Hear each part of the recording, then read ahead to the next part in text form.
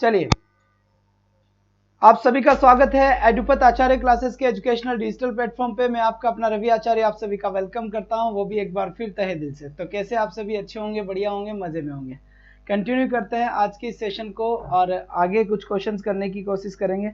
एक बार आप सभी बच्चे लाइव आ जाए ताकि मैं देख पाऊँ कि बिल्कुल सब कंटिन्यू है, जल्दी से आ जाए। तो TLM अपना टॉपिक था।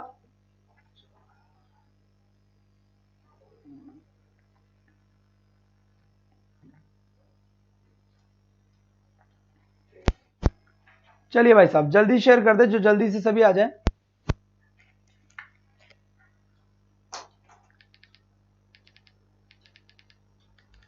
चलिए अब बिल्कुल ठीक है, कोई भी आपत्ति नहीं है। और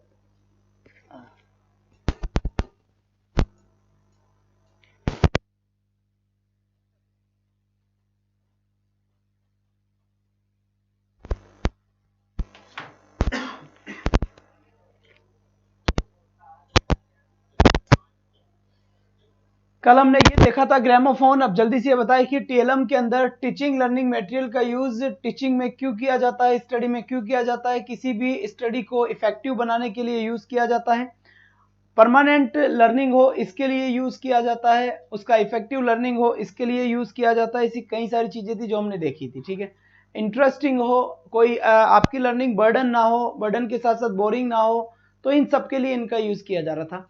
और कई सारी ऐसी चीजें थी जो मैंने आपको यहाँ पर बताई थी। जैसे ये ग्रामोफोन की अगर मैं बात करूँ यहाँ पर, तो ग्रामोफोन का यूज मैंने आपको कल बताया था। एक बार आप कमेंट करके ये बताएं कि ये किसके लिए यूज किया जाता है और कौन सा चीज है, ये विजुअल एड है या फिर ऑडियो विजुअल एड है या फिर ये है क्या। एक बार जल्दी से मुझे इसका आंसर दे दीजिए।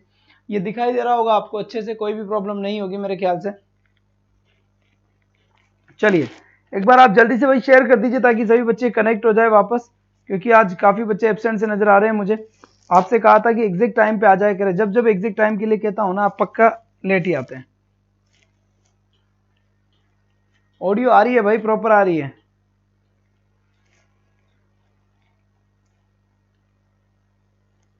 और ये लीजिए मैं आपको शेयर कर देता हूं।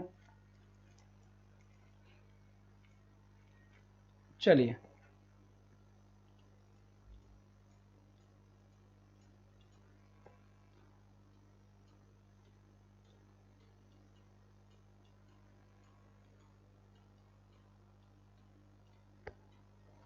प्रोनाउंसिएशन, आर्टिकुलेशन मेरे पास आंसर आए हैं। एक बार थोड़ा सा इसको बड़ा कर लेते हैं ताकि हम अच्छे से आपके कमेंट पढ़े पाए।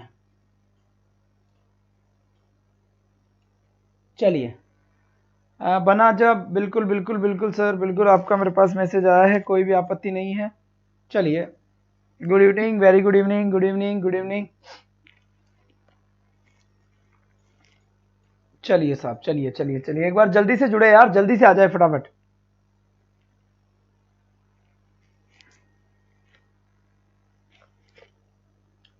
तो चलो अब आ जाओ। तो सबसे पहले अपने पास ये वर्ड लिखा हुआ आया है, ग्रामोफोन है। और ग्रामोफोन किसके लिए होता है? ग्रामोफोन आपके लिए यहाँ पर आया है, ये ऑडियो है। कौन सा है ये? ऑडियो एड्स इसे हम कहेंगे, ऑडियो एड्स, ऑडियो एड्स इसे हम कहेंगे, जो प्रोनाउंसिएशन के लिए ठीक रहता है। प्रोनाउंसिएशन के साथ साथ शब्दों को कैसे बोले, आर्टिकुलेशन के लिए ठीक होता है। आर्टिकुलेशन के साथ साथ इंटोनेशन के लिए ठीक होता है। किसके लिए होता है? इंटोनेशन के लिए ठीक होता है। तो कई सारी ऐसी चीजें, ठीक है। तो बिल्कुल सही है, ग्रामोफोन हुआ। इसके बाद यहाँ पर एक और वर्ड आपको बताया था, लिंग्वाफोन। क्या बताया था यहाँ पर? लिंग्वाफोन मैंने आपको बताया था, ये भी आपका ऑडियो एड्स होगा, ऑडियो एड्स होगा ये भी आपका। ठीक है, ऑडियो एड्स क्यों हुआ है? क्योंकि ये भी साउंड के लिए आता है। ये फोन वर्ड जिसके पीछे आ जाता है ना, समझ जाना ये आपका ऑडियो से रिलेटेड है। किससे रिलेटेड है? ऑडियो से। अगर ये ऑडियो से रिलेटेड होगा तो वो इसके अंदर प्रोनाउंसिएशन होगा, इसका आर्टिकुलेशन होगा, सब कुछ इसमें ही होगा। ठीक है, सब कुछ इसमें होगा, कोई भी आपत्ति यहाँ पर नहीं होगी। तो यहाँ पर ये आपका लिंग्वाफोन था। लिंग्वाफोन के बाद ये एक बड़ी खतरनाक सी तस्वीर आपके सामने है, और इसे ओवरहेड प्रोजेक्टर के नाम से जाना जाता है। देखिए गन मशीन है यहाँ पे, AK-47। ठीक है, बहुत बढ़िया। सभी क्लास में लगातार बने रहें, आपके उज्जवल भविष्य के लिए रवि सर लेकर आए हैं बेहतरीन क्लास। बहुत बहुत धन्यवाद जी के संजय गुरुदेव जी, नमस्कार जी। बहुत बढ़िया बेटा, आज क्लास सो पार होनी चाहिए, आवाज में अब दम नहीं होता यार, दम इसलिए नहीं होता कि अब ये आंकड़ा दिखता नहीं है ना, तो बिना ये आंकड़ा दिखे मजा नहीं आता। बहुत दिनों के 70 75 तो मामला गड़बड़ा रासा रहा है। चलिए आ जाइए। मैं क्या ना बेटा देसी मास्टर हूं ना, तो बात भी देसी ही करता हूँ, है ना, फालतू के रंगरेप अपने को आते नहीं है। अब यहाँ पर देखिए ये ओवरहेड प्रोजेक्टर है ना, ओवरहेड प्रोजेक्टर है, तो ये आवाज तो करता नहीं है, ये आवाज थोड़ी ना करेगा, नहीं करेगा ना, श्रीवल्ली जैसा गाना थोड़ी ना गाएगा, नहीं गाएगा। श्रीवल्ली को दिखाएगा जरूर ये सामने स्क्रीन पे ना, तो दिखाएगा, इसलिए विजुअल होगा। क्या होगा ये? विजुअल एड होगा। कौन सा एड होगा? यहाँ पर विजुअल एड होगा। बात समझ में आ गई? बहुत बढ़िया बात है, बहुत बढ़िया बात है, शाबाश बेटा शाबाश। नमस्ते सपना जी, आपसे कहा गया था कि टाइम से आ जाए, जल्दी से आ जाए, लेकिन फिर भी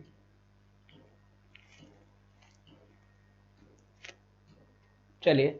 इसके बाद नेक्स्ट देखिए, यहाँ पर ये देखिए, यहाँ पर स्लाइड प्रोजेक्टर यहाँ पे लिखा हुआ है।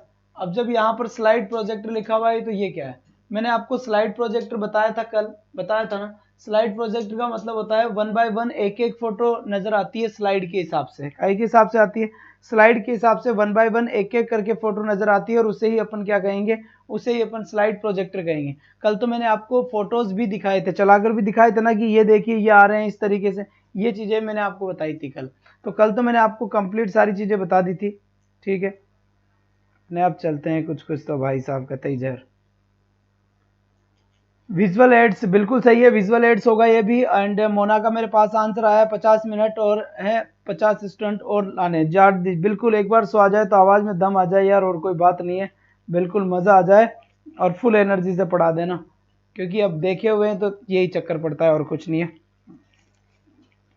चलो, तो ये आपका विजुअल हो गया, ये भी आपका क्या हो गया? विजुअल एड्स हो गया, है ना। ये बताऊं क्या? ये देखो, ये स्लाइड ये होती है ऐसे, ये स्लाइड ही तो है, देखो ये दिस इज स्लाइड्स, बिल्कुल दिस इज स्लाइड। अब ये है बिल्कुल, ये झूम बराबर झूम।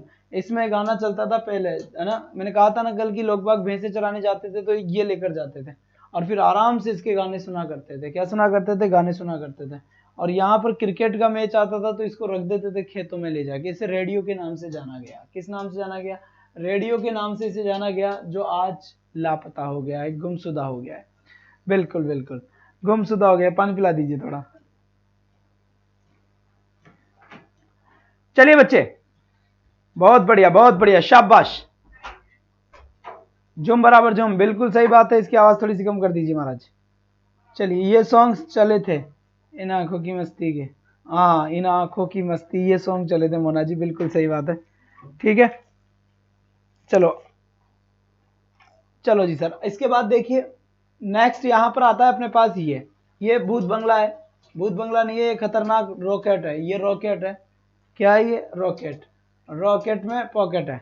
अब यहाँ से देखो बेटा, नहीं हुआ सर, मेरी मम्मी काम करते वक्त चलाती है रेडियो में। वाह भाई वाह प्रियंका जी, ये तो बहुत कमाल के। उड़े जब जब जुल्फे तेरी, वाह वाह वाह, बिल्कुल मजा आ गया भाई। ऐसा लग गया जैसे मिर्ची 93.5 चल रहा है भाई। बहुत बढ़िया बहुत बढ़िया।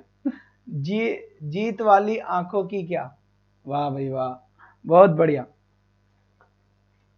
अपना अपना अनुभव शेयर करें, किसको लेकर? आपके रेडियो को लेकर। और इसके बाद ये इसके पैर है और ये चलता है बड़ा भयंकर तरीके से, तो इसका क्या मामला होगा? जल्दी से बताएं, जल्दी से बताएं बच्चे, इसका क्या मामला होगा? फटाफट बताएं।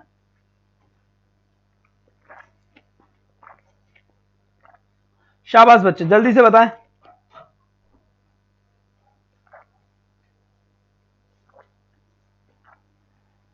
चलिए जी, चलिए अब बढ़ते हैं आगे। यहां तक की बात समझ आ गई आपके? ये किस काम में आता है? ये चीजों को बहुत बड़ी बड़ी चीज दिखाने के काम में आता है ना। जैसे छोटी इनलार्ज के काम में आता है। नीतू शर्मा का मेरे पास आंसर है, सर मेरी मम्मी की शादी हुई थी तो भी दहेज में मिला था क्या रेडियो?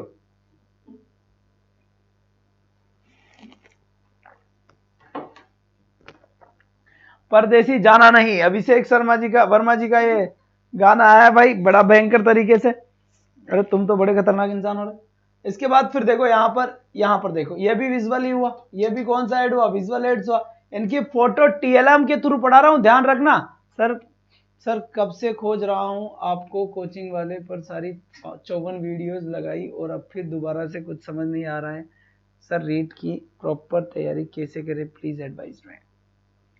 4 से 5 वाले टाइम को अपने दिमाग में डाल ले मनीष कुमार जी। कंप्लीट कोर्स यहाँ पर प्लेलिस्ट बनी हुई है और मैं जल्दी ही आपका सिलेबस कंप्लीट करवा दूंगा, इस बात का मैं वादा करता हूं। जो हुआ उसको भूल जाइए, जो बचा है उस पर ध्यान दीजिए। मैराथन लगा दूंगा रात की, कंप्लीट सब कुछ करवा दूंगा, नहीं घबराए। अरे यार तुम रवि आचार्य सर के स्टूडेंट हो, ऐसे कैसे घबरा रहे हो?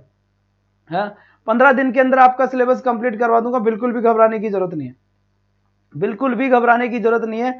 15 दिन के अंदर अंदर आपका सिलेबस कंप्लीट करवा दूंगा, ठीक है? अब तो ठीक है जी हाँ, तो ऐसे बिल्कुल ना घबराए, मैं हूं यहां पर आपके साथ, तो बिल्कुल ना घबराएं आप।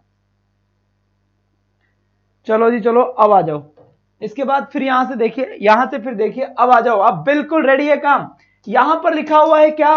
फैनल बोर्ड। फैनल बोर्ड क्या होता है? फैनल बोर्ड का मतलब होता है नोटिस बोर्ड। क्या होता है? यहां पर नोटिस बोर्ड होता है। कौन सा बोर्ड है? Notice board. या फिर इसे ही थोड़ा और इंग्लिश में क्या बोलते हैं? Bulletin board. कौन सा बोर्ड? Bulletin board. आपने कई सारे स्कूल्स में, ऑफिस में देखा होगा, क्या देखा होगा? एक बोर्ड के ऊपर ऐसे ऐसे एक कागज पेपर चिपका होता है और उसके ऊपर नोटिस होता है कि भाई साहब कल से दिनांक इतने से इतनी छुट्टी रहेगी। फिर ऐसे चिपका दे, वो आता है ना बटन चिपकाने का, जिससे ऐसे कर देते चिपक जाता है ना, तो ये यहां से उसके चिपकने का काम होता है। तो ये आपका नोटिस बोर्ड चिपकाने के काम में आता है। मेरे ख्याल से आपको ये बात अच्छे से समझ में आ गई होगी जी। बिल्कुल,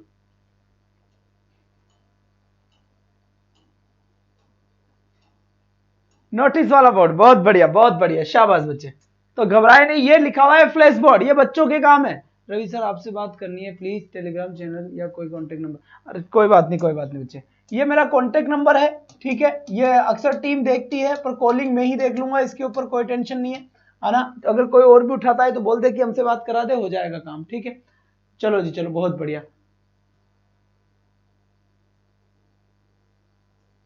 चलो अब आ जाओ, बातें नहीं बिल्कुल भी, अब बातें करोगे मुंह तोड़ दूंगा मैं तुम सबका एक एक का। बहुत बातें कर लिए तुम, फटाफट इधर देखो, थोड़ी देर पढ़ते हैं। फैनल कार्ड का मतलब, फ्लैश कार्ड्स का मतलब क्या होता है? फ्लैश कार्ड्स का मतलब होता है कि ऐसे कार्ड होते हैं जिससे इफेक्टिव लर्निंग होती है, अच्छी लर्निंग होती है, अच्छी लर्निंग होती है, बढ़िया लर्निंग होती है, जबरदस्त लर्निंग होती है भाई साहब, है ना? कैसी लर्निंग होती है कि आपका जो बच्चा है उसे जब ये फोटो दिखाएंगे ना, आपका जो बच्चा है उसे जब ये, आपका बच्चा मतलब समझ रहे हो ना, बता रहा हूं मैं, फ्यूचर प्लानिंग कर रहा हूं तुम लोगों के लिए।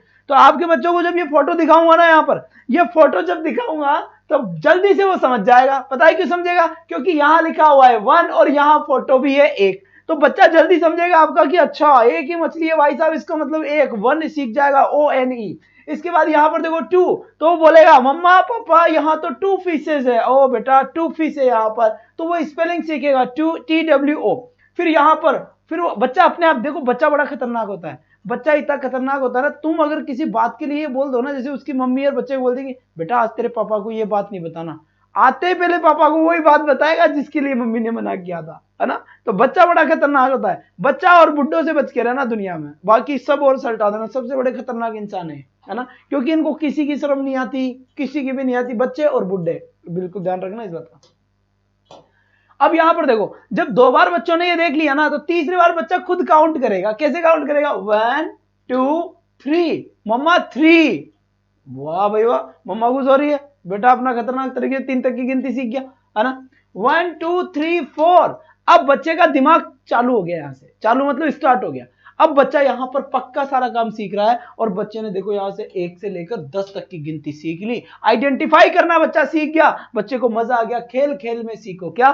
खेल खेल में सीखो, और खेल ही खेल में बेटा इस तरीके से उसने सिखा दिया। तो ये सारी की सारी चीजें आपको ध्यान रखनी है, वो भी कौन से तरीके से? वो भी बहुत ही अच्छे तरीके से। इसके बाद फिर मैं आपसे बात करूंगा इसकी, ये मैप है, और मैंने आपको मैप बताया था, मैप विजुअल होता है, क्योंकि जब हम किसी भी बच्चे को इस तरह से पढ़ाते हैं कि बेटा ये रसिया है, रसिया का क्षेत्रफल यहां से रसिया उठता हुआ जाता है, और इधर तोड़ मरोड़ते हुए रसिया कहां तक पहुंच जाता है, यहां पर ये रसिया की कंट्री, यहां पर ये भारत है, ये इंडिया है ना? ये भारत है, क्या है? इंडिया है। यहां पर ये पानी है, बिल्कुल वो गाना है ना, आज ब्लू है पानी पानी, इसका मतलब ये देखो, ये ब्लू है पानी पानी, तो ये ब्लू है, ब्लू, इसीलिए ये क्या है? पानी है। ये देखो यहां तक पानी है, यहां तक क्या, जहां जहां ब्लू नजर आए वहां वहीं पानी है, वहां भाई क्या है? पानी है। आगे बात समझ में, एक बात भी भूलने नहीं देंगे हम, बस हम थोड़े से यहां जब सो आ जाएंगे ना, उसके बाद तो तुम्हें पता है ना।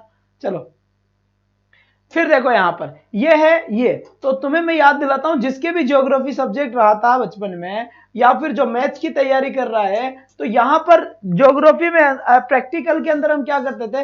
प्रैक्टिकल के अंदर हम बच्चे क्या करते थे? प्रैक्टिकल के अंदर हम माना कि 100 है, पैमाना लेते थे ना, है ना? पैमाना लेते थे ना, थैंक्स सर, मेरी टेंशन दूर। अरे मनीष कुमार जी चिंता मत करो, राजस्थान में इंग्लिश की टेंशन दूर है, बिल्कुल कंप्लीट कराऊंगा। टेंशन लेना है तो ये लेना है कि सर को 100 से 200, 200 से 400, 400 से 800, 1000 क्रॉस कैसे करवाए जाए, ऑल ओवर राजस्थान रीड के अंदर कैसे ये बताई जाए कि आगे की सारी क्लासेस कहां चल रही है, कैसे चल रही है। बस टेंशन तुम्हें इसकी लेनी है, इसके अलावा कुछ भी टेंशन नहीं ले ली।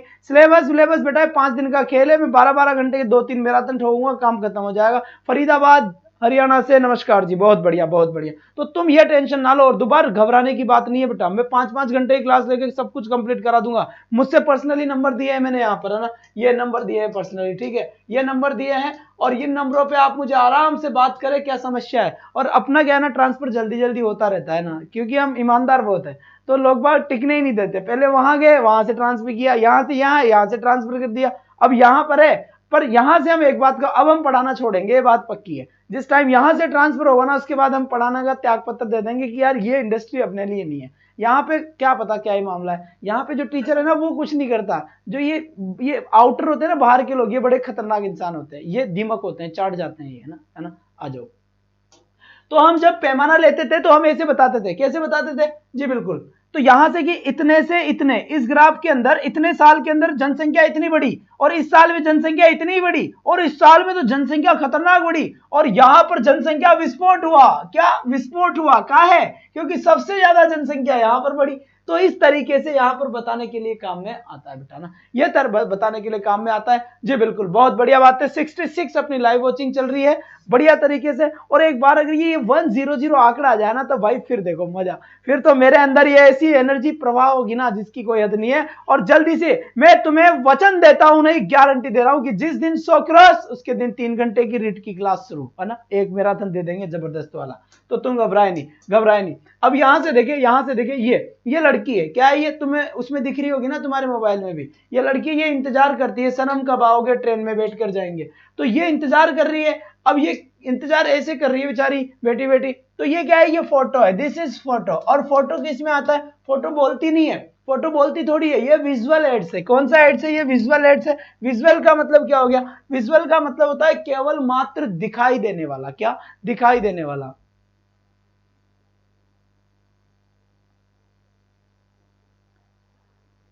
चलिए, बात समझ में आ गई, ये बात बिल्कुल समझ में आ गई यहां तक की।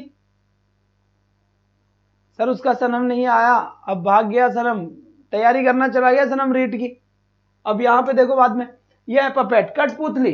ये क्या है बेटा? कठपुतली है। कुछ कठपुतलियां ऐसी भी होती है जिसमें ऑडियो विजुअल दोनों होता है ना, वैसे इसको विजुअल मानना, आप क्या मानना है, इसको विजुअल मानना। पर कुछ कठपुतलियां ऐसे भी होती है जो कभी कभार क्या होता है ना, पीछे से एक म्यूजिक जनरेट किया जाता है ना, जो कठपुतली, पपेट यानी कठपुतली होता है। बात समझ में आ गई होगी मेरे ख्याल से। बिल्कुल, बहुत बढ़िया, बहुत ही बढ़िया, शाबाश बच्चे, है ना, मजा आ गया यहां तक। इसके बाद नेक्स्ट क्वेश्चन यहां से देखिए, ये वीडियो कैसेट है। कौन सी कैसेट है? ये वीडियो कैसेट है, ठीक है। सर इंग्लिश सब्जेक्ट वाले स्टूडेंट्स वैसे भी बहुत कम होते हैं बेटा, बहुत तो कम होते हैं, लेकिन पिछली बार 1000 की लाइव वॉचिंग चली थी ना अपने, है ना, तो फिर बताओ, तो बच्चे तो है, बस ये आप लोगों के ऊपर डिपेंड करता है कि आप कब तक उनको अपने कवर में कर पाओगे, क्योंकि बच्चे ढूंढ रहे हैं। जैसे मनीष आज आया, कितने दिन हो गए? 15 दिन हो गए मेरी क्लास लगते हुए, आज तक भी नहीं आ पाए हैं। ऐसे कई सारे स्टूडेंट्स हैं जो अभी भी मुझे ढूंढ रहे हैं। आपको केवल उनको बताना है कि रवि आचार्य सर अब एडुपत आचार्य क्लासेस पे पढ़ा रहे हैं, और कुछ नहीं है।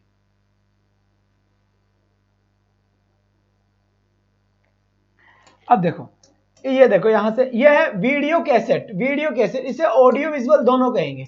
इसे क्या कहेंगे? ऑडियो विजुअल दोनों कहेंगे। अब ये वीडियो कैसेट क्या होती है? अगर आपने देखा होगा आपके गांव में, हमारे गांव में तो थे पहले वीसीआर चलते थे। क्या चलते थे? वीसीआर। और वीसीआर जब चलते थे ना, तो यहाँ पर फिल्म चला करती थी मिथुन चक्रवर्ती की, इस तरह की। अब की बार मेंस में इंग्लिश है, जाएंगे कहाँ? बिल्कुल, वो बात तो सही है, कर जाएंगे कहाँ पर? आप ज्यादा से ज्यादा कोशिश करें, जल्दी से जल्दी लाइट ऑन करें, ठीक है बेटा, बहुत बढ़िया बात है, बहुत बढ़िया बात है ना। आज थोड़ी सी ऐसा ही मामला फिट हो रहा है, तो चलो जी, खेल तो काटा, बहुत बढ़िया। तो ये है वीडियो कैसेट, और इसके अंदर सुल्तान पिक्चर देखा करते थे वीसीआर में जाके। कौन सी पिक्चर? सुल्तान। पुलिस इंस्पेक्टर की वर्दी में पहनकर आता था। घातक, ये मजदूर का हाथ है कातिया, लोहा को पिघलाकर आकार बदल देता है। तो ये वही वीडियो कैसेट है। कौन सी है? ये वही वीडियो कैसेट है। बात समझ में आ गई? और गदर, याद करो, एक प्रेम कथा, है ना जी, बिल्कुल, बहुत बढ़िया।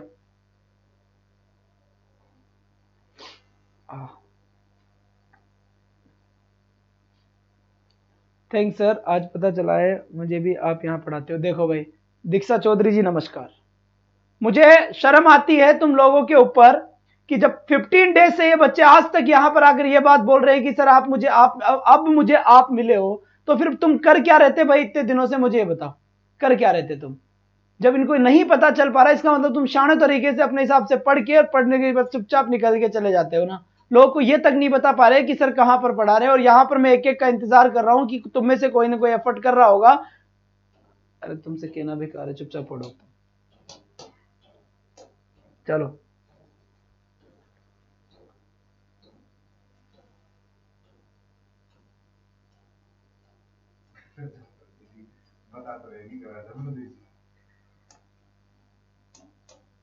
यह है ऑडियो कैसेट। ऑडियो कैसेट पहले उसमें लगती थी, किसमें लगती थी? ऑडियो कैसेट उसमें लगती थी।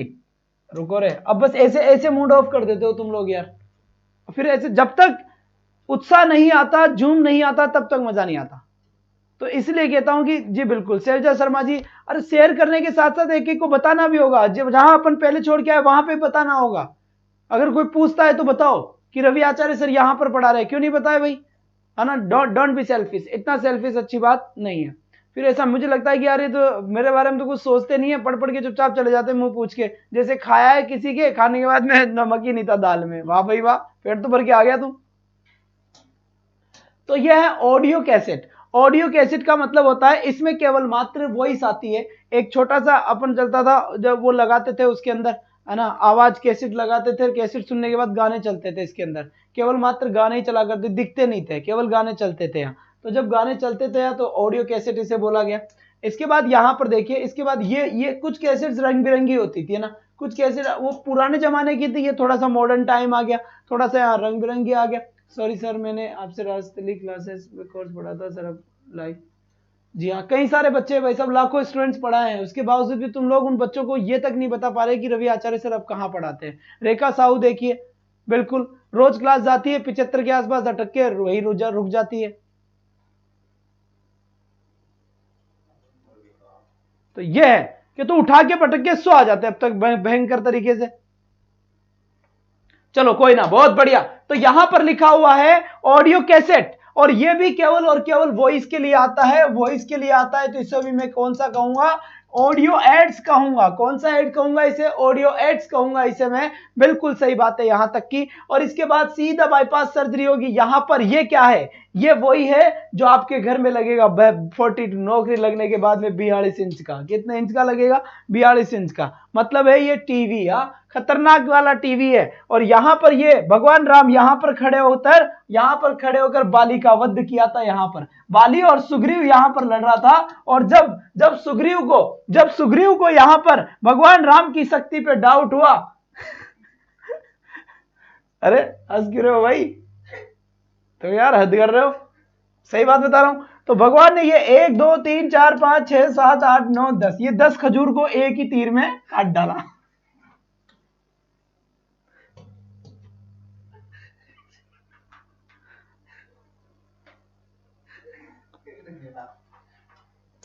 सही बात नहीं है क्या? बताओ, सही बात नहीं है? ये निर्मला जी बताइए, ये बात सही नहीं है क्या? ये वही तो बात है। चलिए कोई बात नहीं है भाई साहब।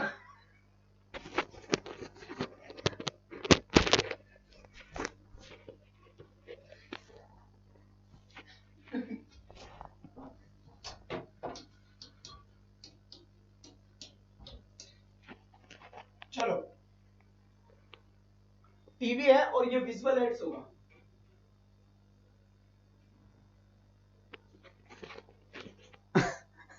आपको खुद को हंसी आ रही है सर, तो क्या ही करें, ऐसी तो आएगी ना। चलो जी चलो, तो बच्चे ऐसा हुआ था, ठीक है। तो ये विजुअल एड्स हो गया। नेक्स्ट आ जाइए। अब ये बताइए किस टाइप का सर माइक ने नीडे लियो। आवाज नहीं आ रही क्या भाई? सर डेली आती है क्या यहाँ क्लास? बिल्कुल ये क्लास डेली होती है, 4 से 5 क्लास होती है। एक बार नोट कर ले आप। 4 PM टू 5 PM रीट की क्लास होती है। रीट की, और रात को एक और क्लास होती है 9 PM टू 10 PM, यानी 9 बजे से 10 बजे ये ग्रेड सेकंड की क्लास होती है, इंग्लिश की ग्रेड सेकंड की क्लास होती है। बात समझ में आ गई। अब आपसे ये कहा जाए कि ये किस टाइप का,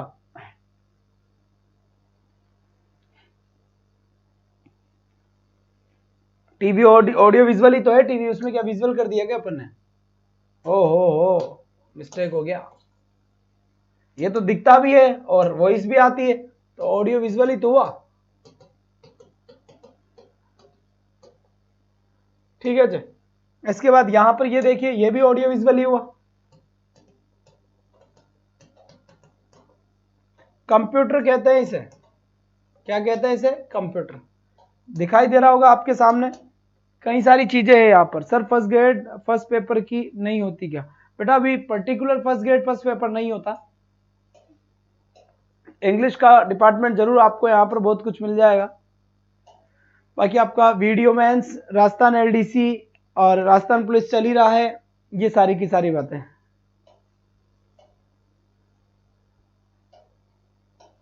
ये बताते नहीं है दूसरे प्लेटफॉर्म वाले बच्चों को, मैं भी पहले पूछती थी वहां पे, बताते नहीं है, यही तो बात है ना। इसीलिए तो आपसे ये कहा जाता है कि आप केवल उनको बता दे, अपने को और कुछ नहीं है, बच्चे को बस एक बार पता तो चलना चाहिए ना।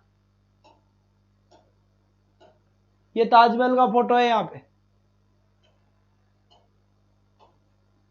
ठीक है कोई बात नहीं, जैसा तैसा भी है, आपका बस सपोर्ट बना रहे हैं, आप अपने हिसाब से अपने लेवल पे काम करते रहें, कोई बात नहीं, तो मैं बोल देता हूं, बाकी देखो आपका प्रयास बहुत अच्छा रहेगा।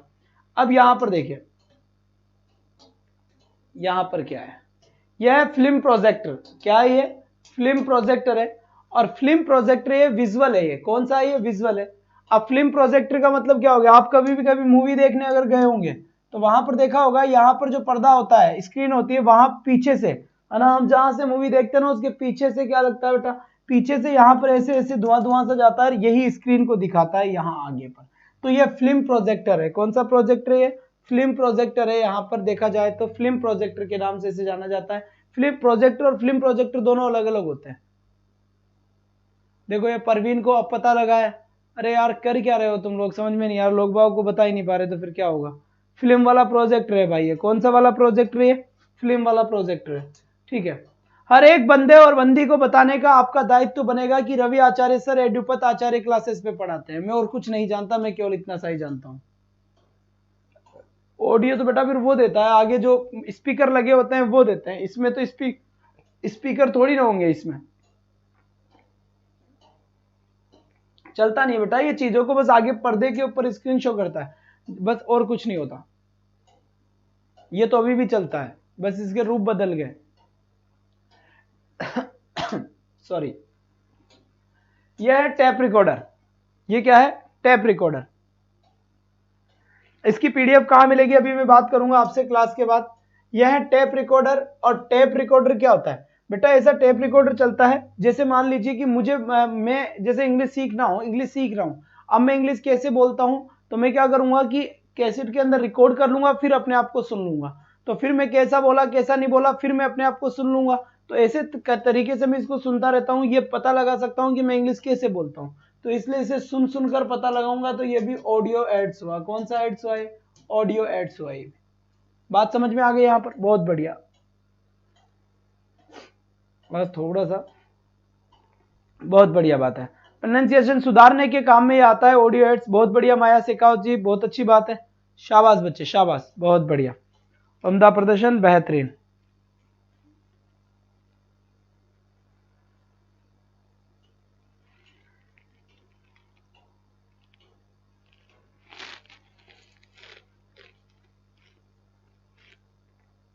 सर जी आप में प्लेलिस्ट नहीं मिलते हैं। सर जी ऐप में, बेटा ऐप में प्लेलिस्ट कहां से मिलेगी जी? रेणु शर्मा जी आज शादी ब्याह में गए होंगे लोग बार, तो टेप रिकॉर्डर आपका ऑडियो एड्स हो गया। बात समझ में आ गई। इसके बाद फिर देखें यहाँ पर क्या है? टेक्स्ट बुक है। टेक्स्ट बुक यानी ये किताबें। अब किताबें किस में आएगी बेटा? किताबें विजुअल में आएगी। किताबें किस में आएगी? विजुअल एड्स में आएगी, क्योंकि ये बोलेगी थोड़ी, बुक्स होता है ये, इसमें इंसान पढ़ता है English, mathematics, physics, chemistry, history, literature and geography, ये चीजें, बहुत सारी चीजें यहाँ पर। बात समझ में आ गई यहाँ पर? दूसरी बात, अब देखें, अब हम बात करते हैं जिसको भी किसी भी टाइप की कोई समस्या है वो अपनी समस्याएं बताए। आप प्ले स्टोर पे जाए और जैसे ही आप प्ले स्टोर पे जाएंगे, जैसे ही प्ले स्टोर पे जाएंगे आप सर्च करें एडुपथ आचार्य।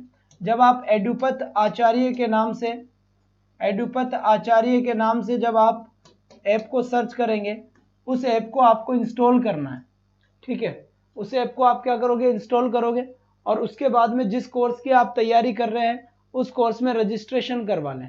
उस कोर्स में क्या करवा लें, रजिस्ट्रेशन करवा लें। तो उसके बाद आपका उसके अंदर कंटेंट मिल जाएगा। रवि आचार्य नाम से यूट्यूब पर सर्च करो सर कि 3-4 प्लेलिस्ट है, रीड की अलग है, अब वाली रीड की अलग है। जी बिल्कुल वो भी है, और मैं यहाँ से और करवा दूंगा, है ना, प्लेलिस्ट करवा दूंगा। सीधा आप अगर डायरेक्टली आपको देखो किसी भी कहे तो यही कहना है कि एडुपथ आचार्य सर्च कर ले, एडुपथ आचार्य क्लासेस सर्च कर ले, या आप एडुपथ आचार्य सर्च करते हो तब भी मेरी क्लासेस वहां पर मिल जाएगी, ठीक है। तो आपको वहां से सारा कंटेंट आपको वहां पर मिल जाएगा। मैं एब्सेंट थी, बिल्कुल सही है, आप एब्सेंट थे। हाँ जी हाँ, बिल्कुल बिल्कुल बिल्कुल, वो ऐप का होता है, कुछ चार्जेस तो ऐप का है, तो उस हिसाब से ज़्यादा है। बाकी सारा कोर्सेज आपको बिल्कुल फ्री मिल रहा है, कोई टेंशन नहीं है।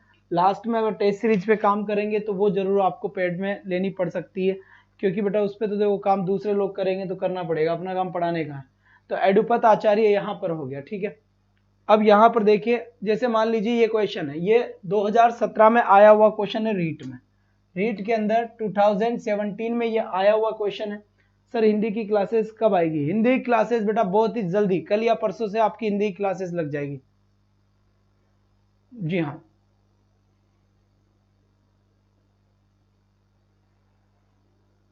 प्लेलिस्ट आप चेक करो ना, बनी हुई है सारी की सारी। प्लेलिस्ट में जाकर चैनल खोलोगे तो आपको देखना ही नहीं आता।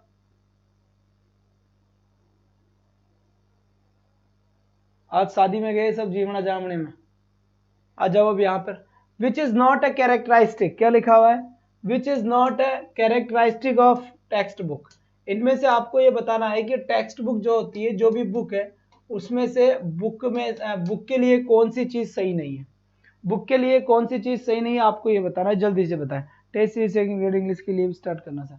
हाँ जी बिल्कुल, सारी ही करेंगे, उसके ऊपर ही काम चल रहा है, चिंता ना करें आप।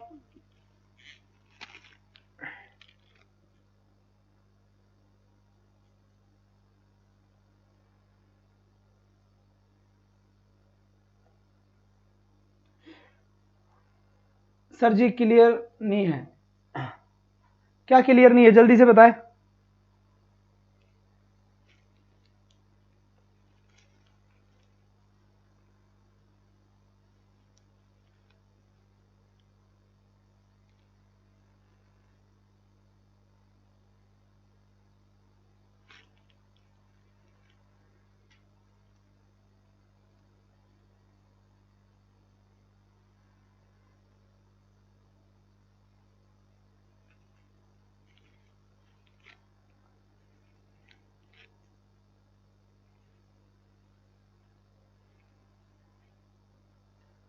नॉट क्लियर, क्या क्लियर नहीं है बेटा, ये तो बताए एक बार।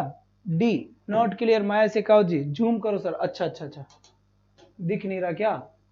अब देखे एक बार, अब शायद नजर आ रहा होगा अच्छे से, और अब भी नजर नहीं आया तो मुझे बताए। जूम बराबर जूम, दो स्लाइड को, ओके ओके ओके। देखिए यहां से सबसे पहले अगर मैं आपसे बात करना चाहूं तो साफ साफ लिखा हुआ है कि which is not a characteristic of a good text book. यहां पर ये अब सही है, अब सही है, ओके बहुत बढ़िया बेटा, बहुत बढ़िया। चलिए, तो यहां पर टेक्स्ट बुक देखो, यहां पर एडेक्वेट सब्जेक्ट मैटर। सबसे पहले तो देखो वो बुक अच्छी होती है, वो किताब या वो बुक अच्छी होती है जिसके अंदर जिसका कंटेंट कैसा होता है, उचित होता है। जैसा कंटेंट, जिस बुक का कंटेंट उचित होता है, अच्छा होता है, वो बुक अपनी अच्छी होती है। ये पूछना क्या चाह रहा है कि which is not a characteristic, यानी कौन सी विशेषता नहीं है of a good text book, एक अच्छी किताब की। किस किताब को हम एक अच्छी किताब नहीं कह सकते? तो सबसे पहले तो ये सब्जेक्ट मैटर अच्छा होना चाहिए। तो बेटा जिसका सब्जेक्ट मैटर अच्छा होगा वो तो अच्छी बुक होगी ना, बिल्कुल बढ़िया बुक होगी।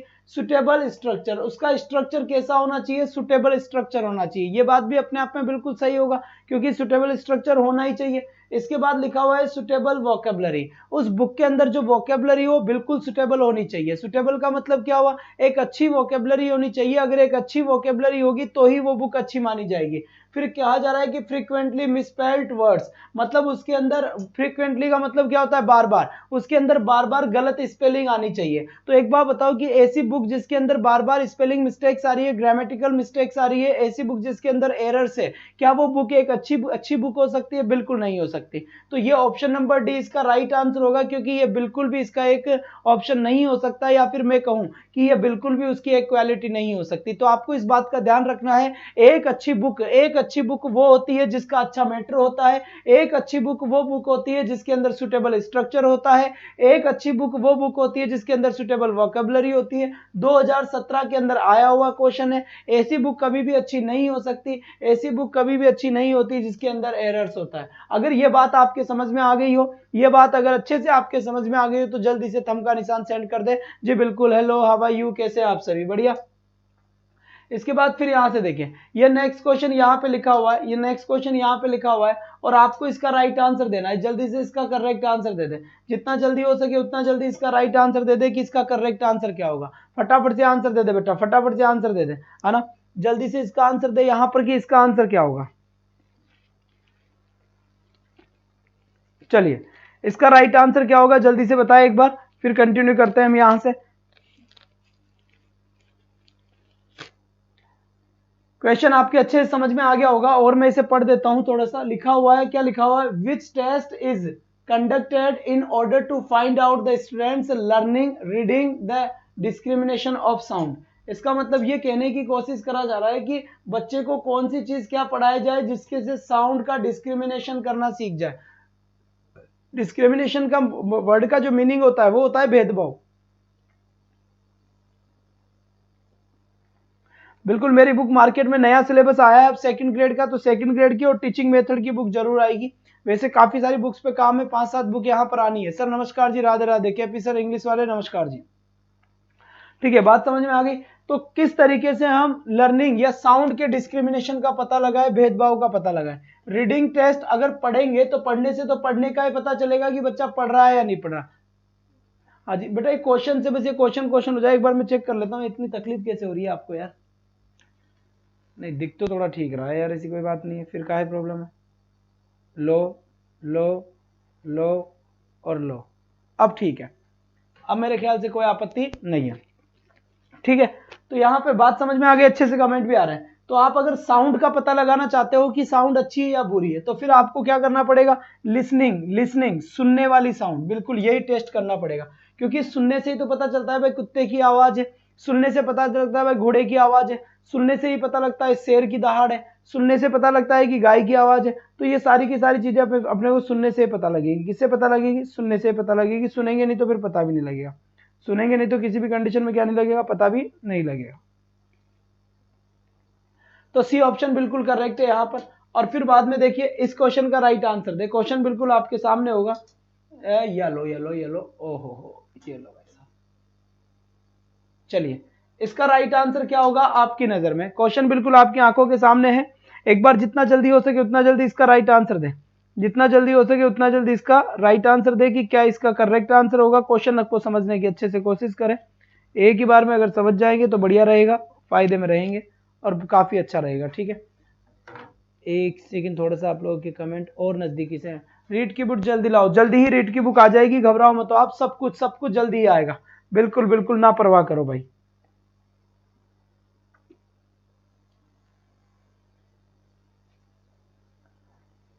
चलो जी चलो, ठीक है। अब यहां से देखिए, यहां से देखिए, बहुत बढ़िया बात, बहुत बढ़िया, शाबाश शाबाश। चलो जी चलो,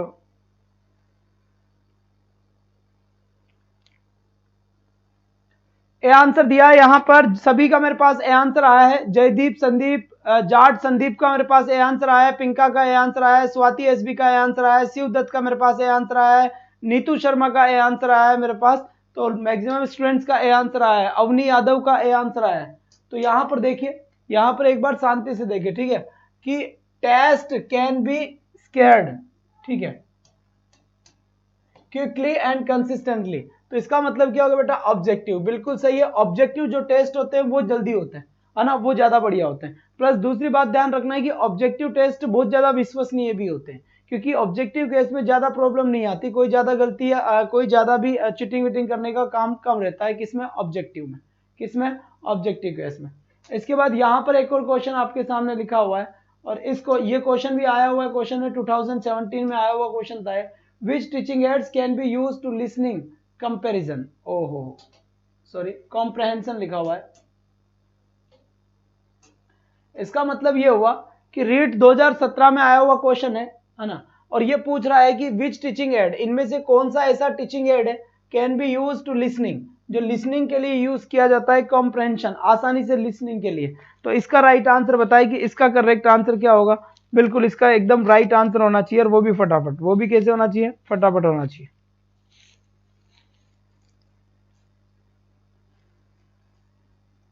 बात समझ में आ गई तो जल्दी से इसका आंसर दे दे फटाफट, जितना जल्दी हो सके।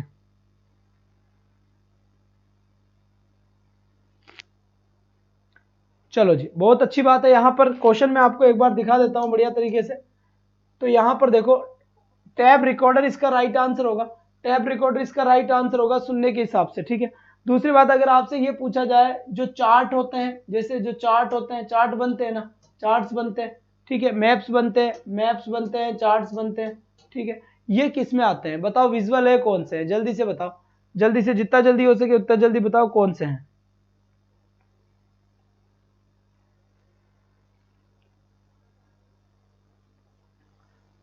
विजय रीड की करने होना, बहुत अच्छी बात है। यहाँ पे टेप रिकॉर्डर बिल्कुल सही आंसर होगा, कोई प्रॉब्लम नहीं है। इसके बाद नेक्स्ट क्वेश्चन की तरफ बढ़ता हूं मैं, और नेक्स्ट क्वेश्चन का राइट आंसर क्या होगा, एक बार जल्दी से जवाब दे दे। ये लीजिए, ये लीजिए, okay okay. What can be used as props for dialogues in order to teach new lexical और structural items? मतलब अगर आप कभी भी किसी भी स्टूडेंट को न्यू वर्ड सिखाना चाहते हैं, न्यू सेंटेंस सिखाना चाहते हैं, है ना, या फिर मैं यूं कहूं कि न्यू लैंग्वेज सिखाना चाहते हैं, नई भाषा सिखाना चाहते हैं, तो आप कैसे सिखाएंगे, आप इनमें से किसका यूज करेंगे, उसको नए वर्ड सिखाने के लिए, नई भाषा सिखाने के लिए आप किसका यूज करेंगे, जल्दी से आंसर दीजिए, किसका यूज करेंगे आप, जितना जल्दी हो सके उतना जल्दी आंसर दें। जी बिल्कुल, सी आंसर आया है यहाँ पर। अरे यार सभी के आंसर सही जा रहे हैं, क्या बात है, हद हो गई मतलब। बहुत बढ़िया, बहुत बढ़िया। तो यहाँ पर आपके बात समझ में आ गई होगी, जहां तक मेरा मानना है। ये क्या होता है, रिलेटेड टू लाइफ, इसका मतलब क्या होता है, रिलेटेड टू लाइफ, जीवन से जुड़ी हुई चीजें, क्या, जीवन से जुड़ी हुई चीजें, उनको ऐसे वर्ड दो, ऐसे डायलॉग्स दो, ऐसे सिस्टम, ऐसी चीजें बताओ, ऐसे वर्ड्स, ऐसी लैंग्वेज, लैंग्वेज को जीवन से रिलेट करके पढ़ाओ, है ना, उनके रियल लाइफ से। इसे मैं ये भी कह सकता हूँ रियल लाइफ, रिलिया का मतलब रियल लाइफ होता है, सारी चीजें रियल लाइफ से जुड़ी हुई होनी चाहिए, क्योंकि बच्चा अगर रियल लाइफ से जुड़ी हुई चीजें देखता है तो जल्दी समझ में आती है। बच्चा अगर रियल लाइफ से जुड़ी हुई चीजों को देखता है तो जल्दी समझ आता है। इसलिए जो भी पढ़ाया जाए वो रियल लाइफ से जुड़ी हुई चीजें पढ़ाई जानी चाहिए। बात समझ में आ गई यहाँ पर, बहुत बढ़िया बात है। फिर यहाँ पे नेक्स्ट क्वेश्चन देखेंगे हम, ये रहा, अच्छे से आराम से इसका राइट आंसर देने की कोशिश करें बढ़िया तरीके से। चलो, a text book can be defined as, चलिए अब बताए भाई, जल्दी से जितना जल्दी हो सके उतना जल्दी।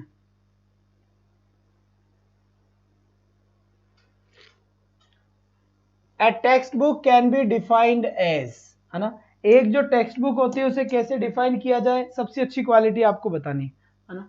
तो देखो, compilation of printed sheets of paper bound in a cover, अच्छा, a specially written book containing knowledge, ओहो, a compendium of information to be passed on to the peoples, अच्छा सही है, all the above, all the above सही है।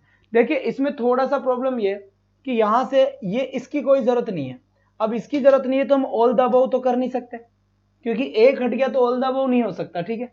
अब यहां पर इन दोनों में से आंसर होगा, तो सबसे बेस्ट जो आंसर होगा, special written book containing knowledge, मतलब एक विशेष जो बुक है, जो अच्छी किताब है, वो अच्छी किताब वही मानी जाएगी जिसके अंदर अच्छी का अच्छा क्या है, कंटेंट है, जिसके अंदर अच्छी नॉलेज है, वही बुक अच्छी मानी जाएगी, इसका ये कहना है। बात समझ में आ गई, जी हाँ। इसके बाद फिर देखिए यहां से, रेगुलर क्लास का टाइम अपना 4 से 5 है रीट का, रीट की क्लास 4 PM to 5 PM होती है, 4 PM टू 5 PM होती है रीड की क्लास। किसकी क्लास? रीड की क्लास। बात समझ में आ गई। इसके बाद सेकंड ग्रेड इंग्लिश की क्लास होती है 9 टू 10 PM। रात को ग्रेड सेकंड की क्लास होती है। किसकी क्लास होती है? ग्रेड सेकंड की। ठीक है, इसका आप ध्यान रखें अच्छे से, और जिसको बताया आप टाइमिंग बता दें अच्छे तरीके से।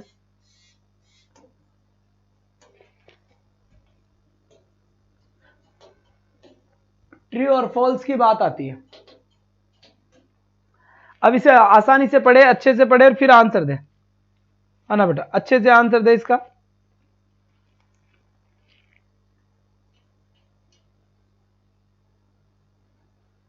चलिए जल्दी से, जितना जल्दी हो सके उतना जल्दी आंसर देना है आपको इसका।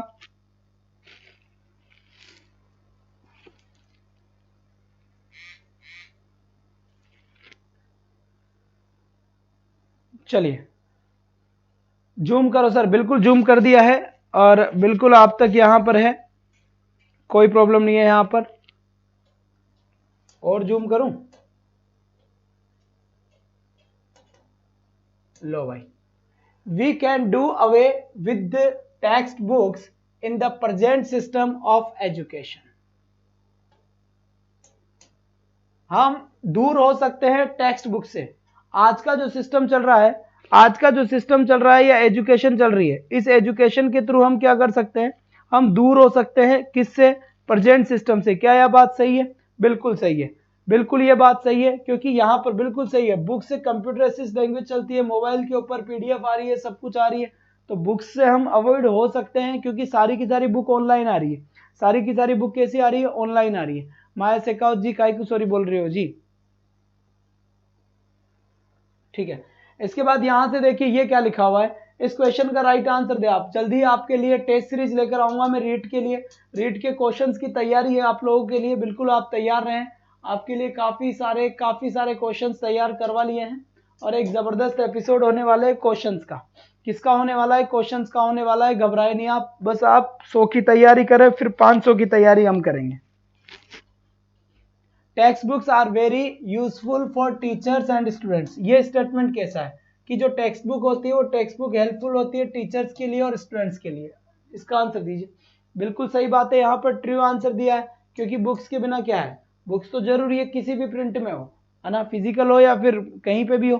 तो ये आंसर बिल्कुल सही है, क्योंकि टीचर्स के लिए, सभी के लिए काफी अच्छी होती है, इसके बिना काम नहीं चलता है। बिल्कुल बिल्कुल, बहुत बढ़िया बहुत बढ़िया। तो यहाँ तक मेरे ख्याल से कोई भी समस्या नहीं है आपके पास, और अच्छा एक स्कोर है, अभी हो जाएगा, बहुत बढ़िया बात है। इसके बाद यहाँ से फिर देखिए, इसके बाद नंबर 9 पे यहाँ पर देखिए, नंबर 9 से यहाँ देखिए, यहाँ क्या लिखा हुआ है? यहाँ लिखा हुआ है text book should be revised from time to time. यहाँ पर ये बात सही है या गलत है? जल्दी से बताए, आपके माइंड से बताए कि ये बात आपको कैसी लगती है, जल्दी से। Text book should be revise from time to time. क्या टेक्स्ट बुक रिवाइज करी जानी चाहिए टाइम टू टाइम? बताए भाई, बताए सही है गलत है मेरे? बिल्कुल सही बात है, सभी के जवाब सही आए हैं, सभी के जवाब सही आए हैं। और आज काफी सारे नए बच्चे हमसे जुड़े हैं जिनको पता चला है, और उम्मीद करता हूं आप सभी बच्चे मिलकर एक दिन सभी उन बच्चों को वापस इस बात का अनुमान, इस बात का ज्ञान करवा देंगे कि रवि आचार्य सर अब कहाँ पर पढ़ा रहे हैं। इसका आप थोड़ा कोशिश करें। जी बिल्कुल, बहुत बढ़िया बात है, thank you so much sir. ये बात भी बिल्कुल क्या है, सही है, एकदम कतई जहर, ट्रू। अरे भाई अपडेट तो करना पड़ेगा ना बुक को, बुक 5 साल में वही चल रही है, क्वेश्चन ही नहीं बदल रहे, एग्जाम ने क्वेश्चन के पैटर्न ही बदल दिए। बेटा पढ़ाना इंपॉर्टेंट नहीं है, पढ़ाना ये इंपॉर्टेंट है कि आप एग्जाम के ओरिएंटेड पढ़ाते हैं या नहीं पढ़ाते, ये ज्यादा इंपॉर्टेंट है। आपको ये पता होना चाहिए कि एग्जामिनर किस टाइप के क्वेश्चंस कर रहा है, ये आपके दिमाग में होना चाहिए। अगर ये माइंड में नहीं है तो फिर मामला गड़बड़ा जाएगा। ठीक है, इसके बाद यहाँ पर देखिए, ये एक क्वेश्चन है, यहाँ पर ये एक क्वेश्चन है, इसका आंसर अच्छा से ये लिखा हुआ है, अ पिक्चर इज। बताओ कोई भी पिक्चर है, कोई भी क्या है पिक्चर है, वो पिक्चर किस टाइप का? ये क्वेश्चन, इस टाइप के क्वेश्चन आते हैं बेटा एग्जाम में, आपके एग्जाम में क्वेश्चन आएंगे। इस बार लेवल फर्स्ट में आया हुआ तो क्वेश्चन था ना? जी बिल्कुल, जी हाँ। और बेटा 1000 बच्चे लाइव वॉचिंग देखा करते थे, पता है आपको, जब अपन पहले वाले प्लेटफॉर्म पे थे। तो कहीं ना कहीं वो कहीं ना कहीं वापस ढूंढेंगे, वापस आप सभी की एक सपोर्ट रहा तो बिल्कुल हम वापस एक दिन में वहां तक पहुंच जाऊंगा जहां तक मैं था। इससे ज्यादा कुछ नहीं चाहिए, आपको पढ़ाने की टेंशन नहीं लेनी, वो सब मेरी समस्या है। मैट्रिक की टेंशन नहीं लेनी, वो मेरी समस्या है। क्वेश्चंस की टेंशन नहीं लेनी, वो मेरी समस्या है ना? यहाँ पर देखिए एक बार अगर मैं आपको दिखाना चाहूँ, मैं आपको अगर दिखाना चाहूँ तो कई सारे एकदम बहुत सारी ऐसी चीजें हैं, बहुत सारी ऐसी चीजें हैं जो आपको नजर आएगी। यहाँ पर देखिए, एक बार आपको दिखाई दे रहा होगा सबकी सब चीजें। यहाँ पर देखें, यहाँ पर देखें, बहुत बढ़िया बहुत बढ़िया। ये देखिए काफी सारी बुक्स है यहाँ पर जो आपके लिए रखी गई है। बिल्कुल भी घबराने की बात नहीं है, टेंशन लेने की बिल्कुल भी बात नहीं है। ठीक है, बात समझ में आ गई भाई? तो मेरे ख्याल से आप बिल्कुल ना घबराएं, आपके लिए सारा गोदाम पड़ा हुआ है यहाँ पर, बिल्कुल बेफिक्र होकर आप पढ़ें, जवाब दें। तो इसका राइट आंसर क्या हो जाएगा, एक बार बोलो जरा। बहुत बढ़िया बात है, पेपर की टेंशन नहीं, आप मतलब है टेंशन, वो सारी टेंशन हमारी है, बिल्कुल सारी की सारी टेंशन हमारी होगी।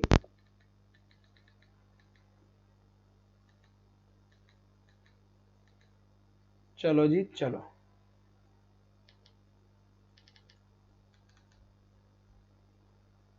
ये लो भाई, अब बिल्कुल ठीक है। तो पिक्चर कैसा होता है, ए पिक्चर विजुअल एड्स होता है। कैसा होता है? Sorry, I am sorry, extremely sorry. Next question आपके लिए यहां पर फिर है,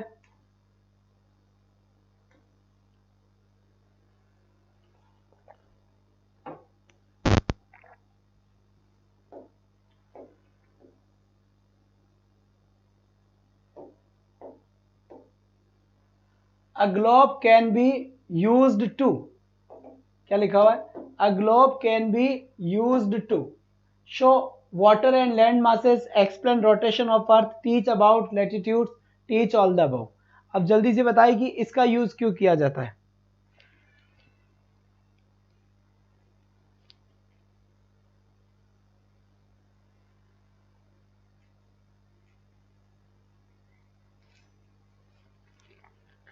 जल्दी से एक बार सभी प्रयास करें अच्छे तरीके से, जिसको भी जैसा आता है आंसर जरूर दे, क्योंकि बेटा आंसर देना जरूरी है। सही या गलत की कोई टेंशन नहीं, हम देखते रहेंगे, बाकी बस आप आंसर जरूर दें, क्योंकि आंसर देना काफी इंपॉर्टेंट है। ग्लोब की बात कर रही है, वही ग्लोब की बात हो रही है जो ज्योग्राफी में चलता है, ध्यान रखना इस बात का। वही उसी ग्लोब की बात हो रही है जो किस में चलता है, ज्योग्राफी में चलता है।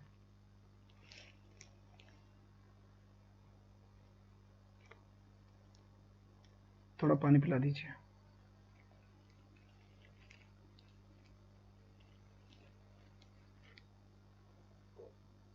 चलिए जल्दी से अपने कमेंट सेंड करें भाई।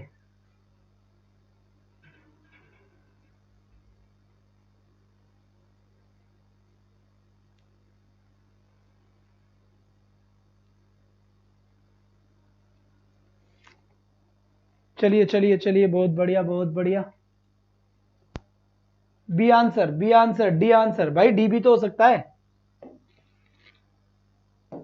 डी क्यों नहीं है? टीच ऑल द अबव सभी बताता है ग्लोब, तो ग्लोब के ऊपर सब कुछ ही बताया जाता है, हर चीज ग्लोब पे होती है। इसके बाद फिर देखिए नेक्स्ट,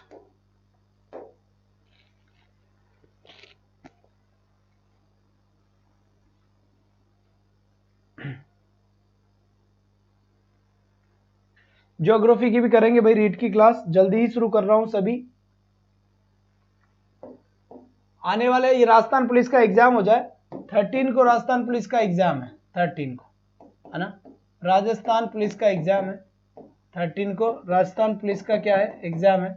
और 14 से आप तक कंप्लीट क्लासेस आ जाएगी, क्योंकि एक बैच हमारा पूरा हो जाएगा। बात समझ आ गई होगी?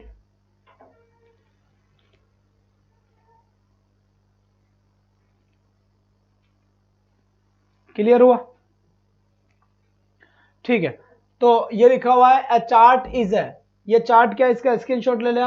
और मेरी बात बड़े ध्यान से सुन ले, मेरी बात बड़ी ध्यान से सुन ले, इस साइड में आके, ठीक है, इस साइड में आके यहाँ पर एक बात मेरी ध्यान से सुन ले। ये अपना टीएलएम वाला टॉपिक था जो बिल्कुल समाप्त हुआ। ऑलमोस्ट अपने टॉपिक बहुत स्पीड से चल रहे हैं, बढ़िया तरीके से चल रहे हैं, आपका सिलेबस सही टाइम पे हो जाएगा, यही मेरा मानना है। इसके बाद मैं इसके प्रैक्टिस सेट ले लूंगा, प्रैक्टिस सेट में लगभग बेटा 1500 से 2000 क्वेश्चन आपको मैं करवाऊंगा, ठीक है, 1500 से 2000 क्वेश्चन आपको मैं करवाऊंगा। कोई भी घबराने की बात नहीं है कि सर सिलेबस होगा कि नहीं होगा, बिल्कुल मैराथन क्लासेस आपकी दे दूंगा, मैं मैराथन क्लासेस आपको दे दूंगा, और जैसे ही मैराथन दूंगा सिलेबस एक साथ में समेटता नजर आएगा, कोई भी घबराने की बात नहीं है। पहली बात तो है। दूसरी बात एक और ध्यान से सुन ले कि हाँ जी बिल्कुल, दूसरी बात एक और ध्यान से सुन ले, ज्योग्राफी हुआ, पॉलिटिकल साइंस हुआ, सभी की क्लास आपके लिए 14 से लग जाएगी। ठीक है, अभी भी कई सारी हिंदी हुआ, हिंदी हो सकता है कल या परसों में आपके लिए लग जाए एक बेहतर, क्योंकि बेटा मैं चाहता हूं कि अगर मैं यहाँ पढ़ा रहा हूँ तो टीचर सभी मेरे जैसे हो, है ना, कोई भी ऐसा ना हो कि कम ज्यादा नहीं, आप एक ही जगह से आपको सारी चीजें सारे सब्जेक्ट्स मिल जाए, ये ज्यादा बढ़िया, भागने की जरूरत नहीं पड़ेगी। इसीलिए थोड़ा टाइम ले रहा हूँ, लेकिन 1-2 दिन के अंदर सारा सिस्टम दे दूंगा और हर एक टीचर बिल्कुल आप मेरे जैसा ही यहाँ पर पाएंगे, ये मेरा आपसे वादा है। दूसरी बात, अब ये काम तो मेरा है, एक काम आपका है। हाँ जी बिल्कुल, और एक काम आपका यही है कि आप ज़्यादा से ज़्यादा और जल्दी से जल्दी अपनी क्लासेस 100 क्रॉस करने में सपोर्ट करें। पुराने सभी स्टूडेंट्स को बताइए बात जाके कि सर कहाँ पर पढ़ाते हैं, क्या पढ़ाते हैं, उसके बाद बाकी सब देख लेंगे। तो बेटा मुझे विश्वास है आप लोगों के ऊपर, उम्मीद करता हूँ आप मेरे विश्वास को नहीं तोड़ेंगे। बिल्कुल बेटा जरूरी है ये चीज़, क्योंकि मुझे पता है कि इस वक्त मेरा आपके सिवा कोई नहीं है। क्यों, जरूर समझ में आ रही ना बात, क्योंकि आप ही अब एक सपोर्ट कर सकते हैं, क्योंकि अपने पास इतना सारा ताम झाम नहीं है ना, तो अपने पास बहुत सिस्टम है, अपने पास केवल एक ही ताकत है, वो सिर्फ आपकी ताकत है, बाकी आप समझदार है, जैसा आपको ठीक लगे वैसा ठीक है। तो अब आपकी पॉलिटी की क्लास होगी और देखता हूँ आज की कही हुई बातों से कितने दिन में 100 क्रॉस होते हैं। बस आप क्लास फ्री होने के बाद में 10 से 15 मिनट मुझे दे दिया करें और पुराने स्टूडेंट्स को बता दिया करें कि सर की क्लास अब कहाँ पर होती है। अब आपकी पॉलिटी की क्लास होगी रीड के अंदर, लीजिए सर।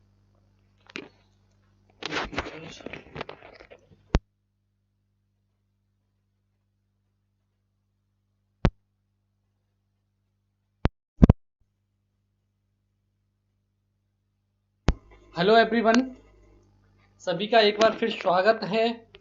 सभी को नमस्कार, राम राम, गुड इवनिंग।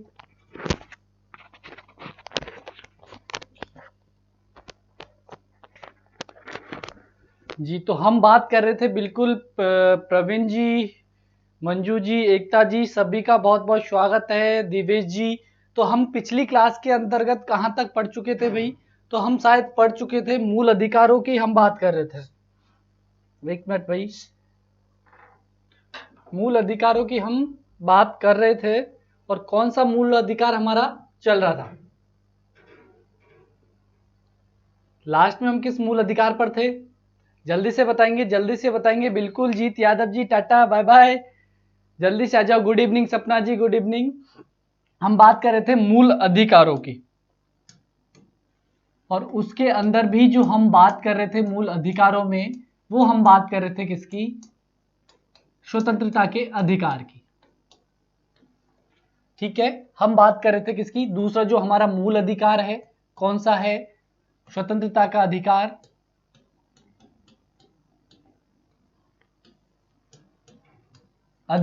इसके अंतर्गत हम लोग बात कर रहे थे, और इसके अंदर भी हमने पहला जो हमारा स्वतंत्रता का मूल अधिकार है, यानी कि अनुच्छेद कौन सा?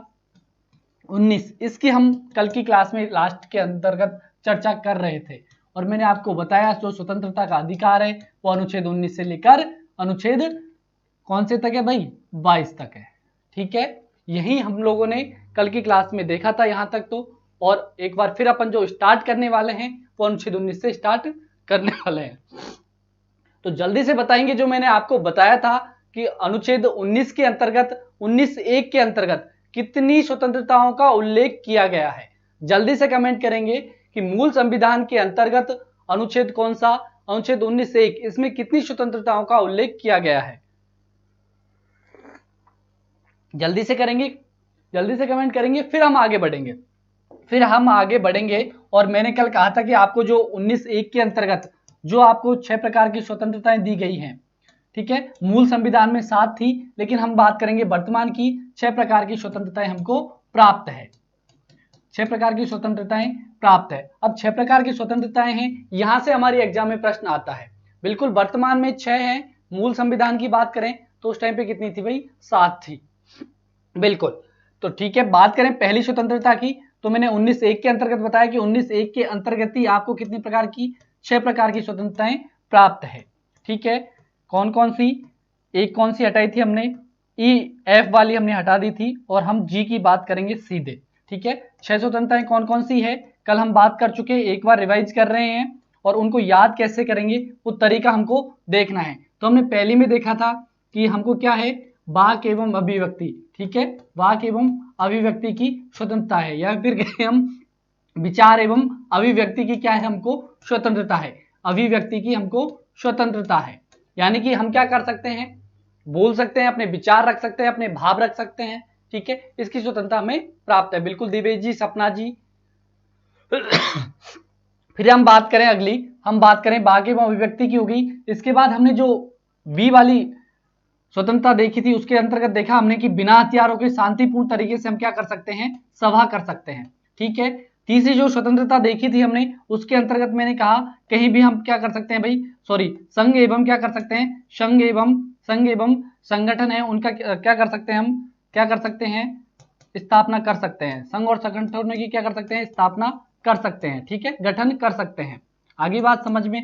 और हम बात करें कि चौथे नंबर की हमारी कौन सी स्वतंत्रता थी, तो हम क्या कर सकते हैं, क्या कर सकते हैं, उनका प्रचार प्रसार कर सकते हैं, यानी कि भ्रमण कर सकते हैं, ठीक है, भ्रमण कर सकते हैं कहीं पर भी। ई की बात करेंगे हम तो हम क्या कर सकते हैं, कहीं पर भी निवास कर सकते हैं, ये भी हमको स्वतंत्रता प्राप्त है। और क्या लास्ट में हमने क्या देखा कि निवास स्थान के साथ साथ हम क्या कर सकते हैं, हमारे परिवार को चलाने के लिए हम क्या कर सकते हैं, व्यवसाय भी कर सकते हैं। इतनी स्वतंत्रता हमने देखी थी। अब इनको याद कैसे करें, सीधी सी बात यह है कि याद कैसे करें कि किसके अंतर्गत कौन सी है, ए वाली स्वतंत्रता हमको कौन सी मिली है, इसके बाद कौन सी मिली है, यानी क्रम वाइज हम याद करें। अगर हम क्रम वाइज याद करें तो कैसे करेंगे, तो सबसे पहले मैंने कहा कि हमको क्या है, बोलने की स्वतंत्रता है, अपने विचार रखने की स्वतंत्रता है।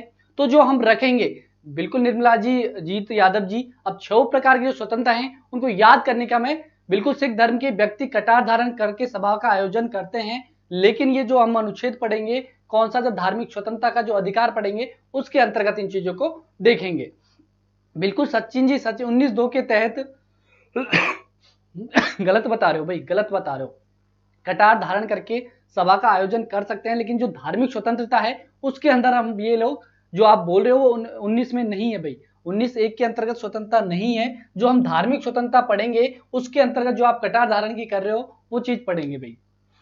19(2) के अंतर्गत तो ये नहीं है भाई, 19(2) के अंतर्गत जो बताया गया है, ये जो आपको स्वतंत्रताएं मिल रखी है, इनके अंतर्गत जो प्रतिबंध है वो 19(2) के अंतर्गत अपन पढ़ते हैं, ठीक है। अब आ जाओ, पहले समझ लो एक बार कि 19 के अंतर्गत क्या है। अगर आपसे कोई सी भी स्वतंत्रता पूछे, पहली बात तो आपको क्या ध्यान में रखनी है, कोई सी भी स्वतंत्रता पूछ ले, 6 स्वतंत्रता में से कोई सी भी पूछ ले और ऑप्शन में क्या हो आपके पास 19 अनुच्छेद हो, तो आपको क्या करना है, सीधा 19 के अंदर हमको क्या प्राप्त है, क्या प्राप्त है, 6 प्रकार की स्वतंत्रताएं प्राप्त है, ठीक है। क्योंकि ऑप्शन में हो सकता है आपको 20, 21, 22 या फिर 24 इस प्रकार से मिले, तो आपको पता है स्वतंत्रताएं कहां है, अनुच्छेद नंबर 19 में है, जो हमको 6 प्रकार की स्वतंत्रताएं। अगर आपको ऑप्शन में दे दे 19(1), 19(2), तो आपको क्या करना है, 19(1) करना है भाई, ठीक है। 19(1) के अंदर क्या है, हमको 6 प्रकार की स्वतंत्रताएं मिली हुई है। तो ये तो बात हो गई कि आपको कभी भी क्या करना है कि 19 स्वतंत्रताएं पूछे, कोई सी स्वतंत्रता पूछे तो आपको अनुच्छेद 19 ध्यान रखना है, और 19 के साथ साथ आपको 19(1) भी ध्यान रखना है। अब इनको याद कैसे रखें, एक बार 2 मिनट भाई, तो हम इनको याद कैसे रखें, सबसे पहले ये देखते हैं कि हमको याद कैसे रहे, 6 के 6 क्रम वाइज हमको याद कैसे रहे।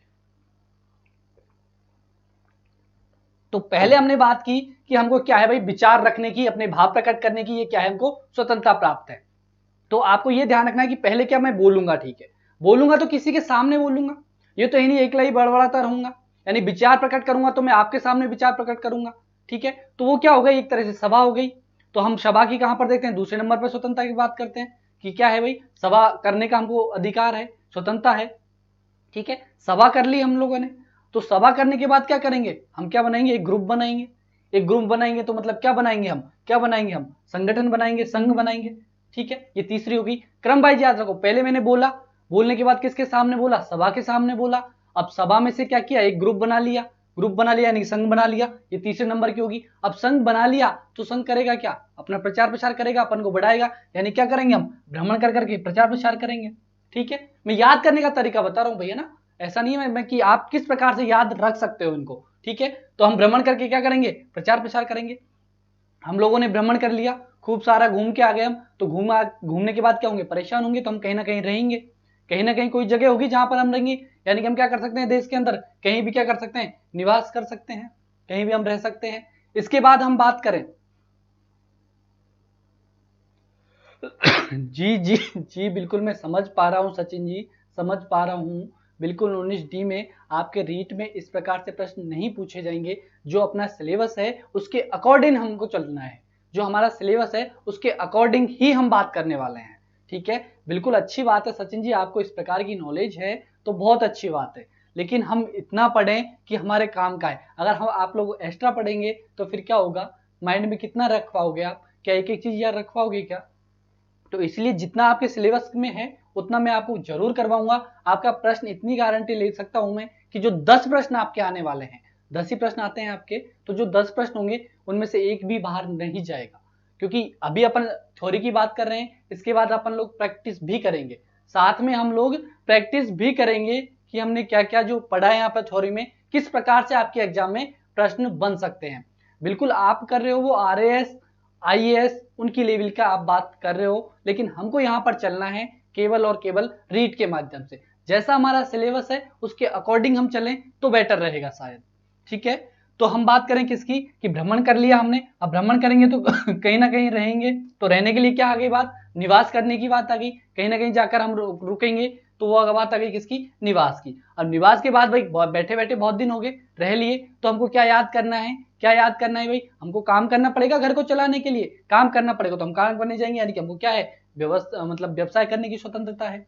ठीक है, तो ये 6 स्वतंत्रता होगी और याद भी आपको मेरे हिसाब से रह जाएगा। ठीक है, याद इस प्रकार से करो कि समझ के करो कि हमें किस प्रकार से याद रह सकता है। तो ये हो गई 19(1) की बात। 19(2) की बात करें तो 19(2) से लेकर आपको इतना ध्यान में रखना है, अनुच्छेद नंबर कौन सा, अनुच्छेद नंबर 19(2) में 19(2) की हम लोग बात करें तो 19(2) के अंतर्गत क्या है कि जो हमें 6 प्रकार की स्वतंत्रताएं मिली है ना, जो 6 प्रकार की स्वतंत्रताएं मिली है उनके अंदर क्या लगाया गया है, प्रतिबंध लगाया गया है। ठीक है, क्या लगाया गया है, प्रतिबंध, कि किस स्थिति में ये स्वतंत्रताएं आप पर क्या नहीं होगी, लागू नहीं होगी। ठीक है, ये चीज ध्यान रखनी है। बिल्कुल पूजा जी कह रही है एक एक को कनेक्ट करके लर्न, बिल्कुल हाँ, कनेक्ट करना है एक को और फिर आपको याद करना है तो ज्यादा याद रहेगा। आपको किसी भी प्रकार से, आपको जिस प्रकार से याद रह सकता है उस प्रकार से आपको याद करना है। तो मदन पाल जी बहुत बहुत स्वागत है भाई। ठीक है, बिल्कुल अपन 19(2) की बात करें तो 19(2) में क्या है, तो आपको सीधा सा ध्यान रखना है 19(2) से आपके एग्जाम में बहुत कम प्रश्न आता है, ना के बराबर चांस है 19 के अंदर जो प्रश्न बनेगा आपका अनुच्छेद 19 से, तो 19(1) से ही प्रश्न बनेगा। ठीक है, आगे बात समझ में, तो 19(2) में क्या है, प्रतिबंध लगाए गए हैं जो आपको स्वतंत्रताएं मिली हुई है। ठीक है, हम बात करेंगे अब किसकी, अनुच्छेद नंबर 20 की, जहां से आपके एग्जाम में प्रश्न बनते हैं। ठीक है, हम बात करेंगे अब अनुच्छेद नंबर किसकी, अनुच्छेद नंबर 20 की हम लोग बात करेंगे। तो अनुच्छेद 20 में क्या है भाई, अनुच्छेद नंबर 20 के अंतर्गत क्या है, अनुच्छेद 20 की बात करें तो अनुच्छेद 20 में क्या आएगा, अपराधों के लिए। किसके लिए भाई, अपराधों के लिए, अपराधों के लिए दो सिद्धि के संबंध में, अपराधों के लिए दो सिद्धि के संबंध में उपबंध है, दो सिद्धि के संबंध में उपबंध है। कहां पर, अनुच्छेद नंबर कहां पर, अनुच्छेद नंबर 20 में। अभी समझेंगे तो आपके सारी चीजें समझ में आएंगी कि हम कहना क्या चाह रहे हैं। ये जो अपराधों के लिए दो सिद्धि के संबंध में जो उपबंध है वो कहां पर है, 20 में। लेकिन इसके अंतर्गत कौन कौन सी चीजें आती है उन चीजों को अपन समझेंगे। जैसे कि मैं बात करूं पहली बात तो ये आ गई कि अपराध है, आखिरकार जो अपराधी है वो किसको कहेंगे। चलो जल्दी से कमेंट करो कि अपराधी किसको कहेंगे। सर कल आपने कहा, बिल्कुल सॉरी निर्मला जी, बिल्कुल बैठकों के बारे में भी बात करेंगे, बिल्कुल बिल्कुल बैठकों की बात करेंगे। एक बार मूल अधिकार कंप्लीट कर लें आज, फिर लास्ट में इसकी बात कर लेंगे। आज कंप्लीट हो जाएंगे हमारे मूल अधिकार सारे के सारे, इसके बाद हम लास्ट में इसकी बात करेंगे। बिल्कुल निर्मला जी, तो हम बात करेंगे पहली बात तो क्या, कि अपराधी किसको कहते हैं। पहला प्रश्न हमारा यही आएगा कि अपराधी आखिरकार कहते किसको हैं, किसको कहेंगे हम अपराधी। तो वो चीज भी हमको समझनी चाहिए कि अपराधी कहेंगे किसको। तो आपको क्या ध्यान में रखना है, अगर आपने क्या, जो हमारा संविधान है, जो हमारा संविधान है उसके अंतर्गत, हमारा संविधान है, बिल्कुल सचिन जी आप कॉपी करके यहाँ पेस्ट कर रहे हो, वो ना करें तो अच्छा है, इन चीजों को समझे तो बेटर रहेगा।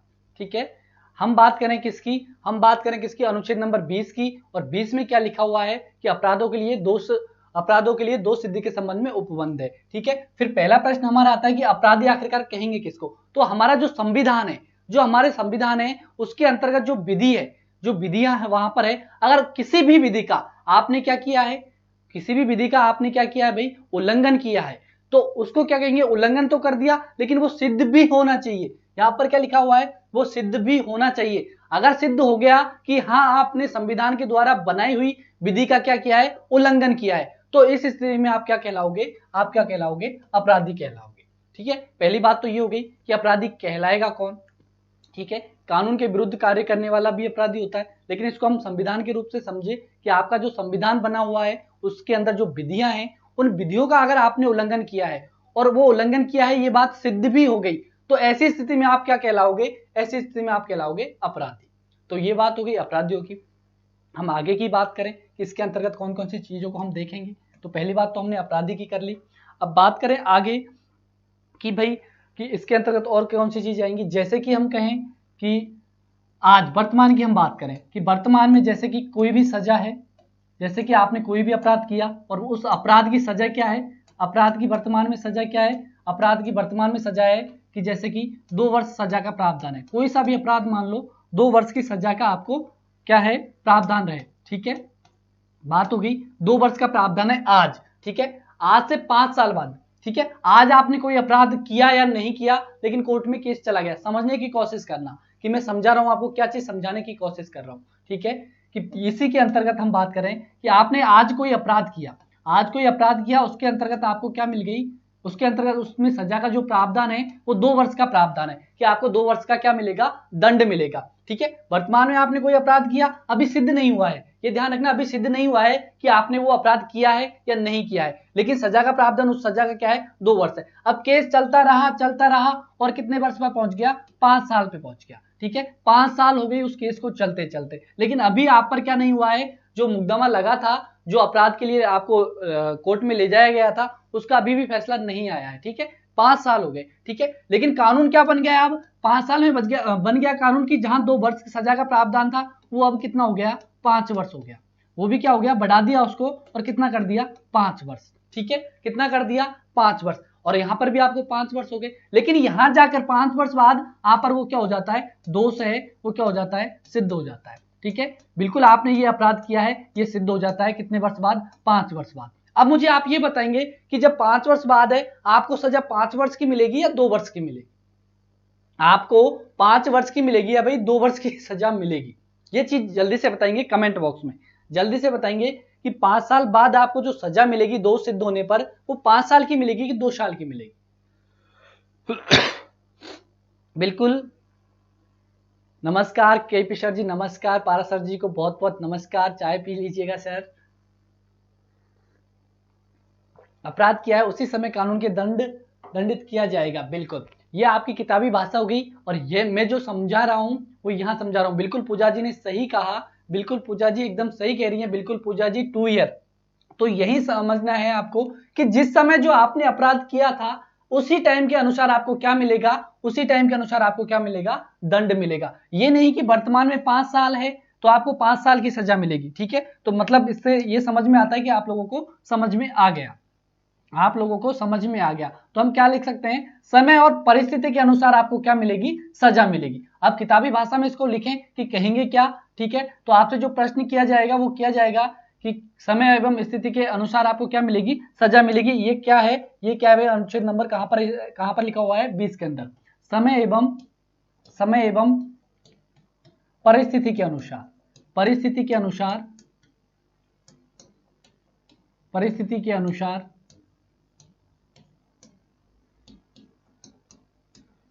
सजा का प्रावधान किया जाएगा। ठीक है, सजा का प्रावधान किया जाएगा। ठीक है, ये सारी पीडीएफ जो आपको मिलने वाली है वो कहां पर मिलेगी, आपको अच्छे से पता है। ठीक है, ऐप पर आपको ये सारी पीडीएफ मिल जाएंगे।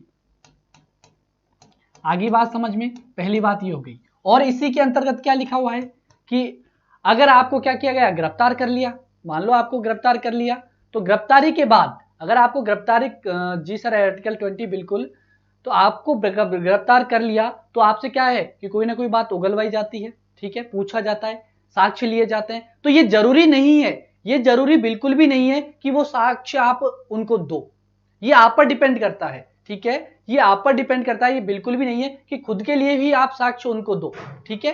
तो ये बात भी कहां पर है कि स्वयं के विरुद्ध, स्वयं के विरुद्ध बात करें, स्वयं के विरुद्ध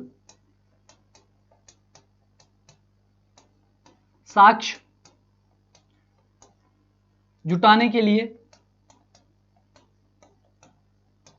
बाध्य नहीं किया जा सकता, जुटाने के लिए क्या बाध्य नहीं किया जा सकता आपको, ठीक है, बाध्य नहीं किया जा सकता। तो आगे बात समझ में, अगर दोनों चीजें पूछे तो कौन सा अनुच्छेद करना है आपको, कौन सा अनुच्छेद करोगे भाई, कौन सा करोगे, तो ध्यान रखना अनुच्छेद नंबर 20 की हम बात करेंगे, ठीक है। और एक अपराध के लिए, और एक अपराध के लिए आपको एक ही बार सजा मिलेगी, ये भी किसी के अंतर्गत है। एक बार अपराध के लिए, एक बार अपराध के लिए, एक बार अपराध के लिए, एक बार अपराध के लिए एक बार ही सजा का प्रावधान है। एक बार ही क्या मिलेगी आपको, एक बार ही सजा मिलेगी, ठीक है, एक बार ही सजा का प्रावधान है। तो ये तीनों बातें कहां पर है, अनुच्छेद नंबर 20 के अंतर्गत तीनों बातें हैं। तो तीनों बातें ही आपको ध्यान में रखनी है। महेश सर की क्लास क्यों नहीं आई, महेश सर की क्लास मैथ की आपकी चली रही है, तो बताओ किस प्रकार से उनकी क्लास लगेगी। मैथ्स की क्लास आपकी लगी रही है, कंप्यूटर है तो उनकी क्लास, अभी कोई क्लास बनती नहीं है तो उनकी क्लास नहीं होगी, ठीक है, उनकी क्लास नहीं होगी। ओ जीते, ठीक है। आगे की बात करें, हम आगे की बात करें तो तीनों बातें होगी। अब हम बात करेंगे अनुच्छेद नंबर किसकी, अनुच्छेद नंबर 21 की। किसकी बात करेंगे, अनुच्छेद नंबर 21 की बात करेंगे। अनुच्छेद नंबर किसकी बात करेंगे, 21 की हम लोग बात करेंगे। और 21 के अंतर्गत क्या है, तो 21 में क्या दिया है भाई, आपको किसकी स्वतंत्रता है, प्राण एवं दैहिक स्वतंत्रता आपको प्राप्त है, ठीक है, दैहिक स्वतंत्रता आपको क्या है, प्राप्त है। तो इसके अंतर्गत क्या चीज लिखते हैं, एक तरह से हम इसका अर्थ भावार्थ निकालें तो क्या है भाई, आपको जीवन जीने का अधिकार है, जीवन जीने का अधिकार दिया जाता है, जीवन जीने का अधिकार। और यहां इस लाइन से आपके प्रश्न बिल्कुल एग्जाम में आया हुआ है कि जीवन जीने का अधिकार किस अनुच्छेद के अंतर्गत है, जीवन जीने का अधिकार कौन सा अनुच्छेद देता है, ठीक है। तो ध्यान रखना है आपको, अगर आपसे पूछे जीवन जीने का अधिकार तो आंसर करना है 21, अगर कहे प्राण एवं दैहिक स्वतंत्रता का उल्लेख कहां पर है तो आपको आंसर करना है 21, ठीक है। इसी के अंतर्गत हम लोग बात करें, बिल्कुल कविता जी कह रही है, बिल्कुल प्राण एवं दैहिक स्वतंत्रता प्राप्त है हमको कौन से अनुच्छेद में, 21 में। वहीं जीवन जीने के अधिकार की भी बात करें तो 21 के अंतर्गत आपको प्राप्त है, ठीक है। यानी कि हम कह सकते हैं कि जो हमारे प्राण हैं, दैहिक है, वो हमको स्वतंत्रता प्राप्त है। यानी ऐसा नहीं है कि आप अपनी इच्छा अनुसार मर सकते हो, आप अपनी इच्छा अनुसार बिल्कुल भी नहीं मर सकते, ठीक है। इच्छा अनुसार मर जाते हैं लेकिन मरने के बाद तो कुछ नहीं हो सकता, लेकिन क्या है कि प्राण एवं दैहिक स्वतंत्रता प्राप्त है, यानी कि एक तरह से आप जीवन जी सकते हो, बिल्कुल आपकी ये क्या है, इच्छा है। जैसे कि हम कहें जीवन जीने के लिए आपको किसकी जरूरत पड़ेगी, आपको पानी, शुद्ध पानी मिले, ठीक है, पोषण शुद्ध मिले आपको, ठीक है। अगर नहीं मिल रहा है, अगर नहीं मिल रहा है तो कौन से अनुच्छेद का उल्लंघन हो रहा है, अनुच्छेद नंबर 21 का हो रहा है। एक और बात इसी के अंतर्गत हम देखें, आप शादी करते हो तो शादी करते हो अपने घर वालों की इच्छा के अनुसार, लेकिन शादी भी आप अपने इच्छा अनुसार कर सकते हो। ये भी हमको कौन सा अनुच्छेद देता है, ये भी किस अनुच्छेद के अंतर्गत है, अपने इच्छा अनुसार कर सकते हैं। ये भी अनुच्छेद हमको कौन सा देता है भाई अधिकार, ये अनुच्छेद नंबर देता है अनुच्छेद नंबर 21 कि शादी भी आप अपने इच्छा अनुसार कर सकते हो, शादी भी आप अपने इच्छा अनुसार कर सकते हो। साथ के साथ हम बात करें किसकी, साथ के साथ बात करें हम पानी, पोषण, जो भी आपको जीवन जीने के लिए जरूरत है वो सारी चीजों का आपको अधिकार प्राप्त है। तभी जाकर आपने देखा होगा शादी करके भग जाते हैं लोग, शादी करके भग जाते हैं, फिर भी उनको गवर्नमेंट क्या करती है भाई, उनको सिक्योरिटी प्रदान करती है ना। वो जाके कहां चले जाते हैं, थाने में, कि मेरे घर वाले पीछे पड़े हुए हैं, हम लोगों ने शादी कर ली, वो पीछे पड़े हुए हैं। बिल्कुल रिया जी नमस्कार। वो कहते हैं कि आके थाने में कि घर वाले पीछे पड़े हुए हैं, हमको सिक्योरिटी दो, हमको जान को खतरा है। क्यों खतरा है, कि हमने शादी कर ली। लेकिन हमको अनुच्छेद 21 क्या कह रहा है कि आपको शादी करने की स्वतंत्रता है भाई, आपको शादी करने की स्वतंत्रता है। इसलिए लोग क्या करते हैं, शादी कर लेते हैं भागकर और फिर कहां चले जाते हैं, थाने में। ठीक है, तो ये बातें कहां पर है, अनुच्छेद नंबर 21 के अंतर्गत हमको मिलती है। अगर इनके अंदर से भी प्रश्न पूछे तो आपको पता होना चाहिए। हम बात करें किसकी, अब अनुच्छेद नंबर 22 की हम बात करते हैं। अनुच्छेद नंबर 22 में क्या है भाई, अनुच्छेद 22 में क्या है, तो अनुच्छेद 22 की हम बात करेंगे तो इसके अंतर्गत क्या है, गिरफ्तारी से संबंधित उल्लेख है, गिरफ्तारी से या फिर निरोध निवारक अनुच्छेद भी कह सकते हैं, गिरफ्तारी से संबंधित, गिरफ्तारी से संबंधित, संबंधित संविधान की भाषा में भी देख लेते हैं इसका नाम। ठीक है, गिरफ्तारी से संबंधित है, और क्या भी कह सकते हैं इसको, निरोध, एक मिनट,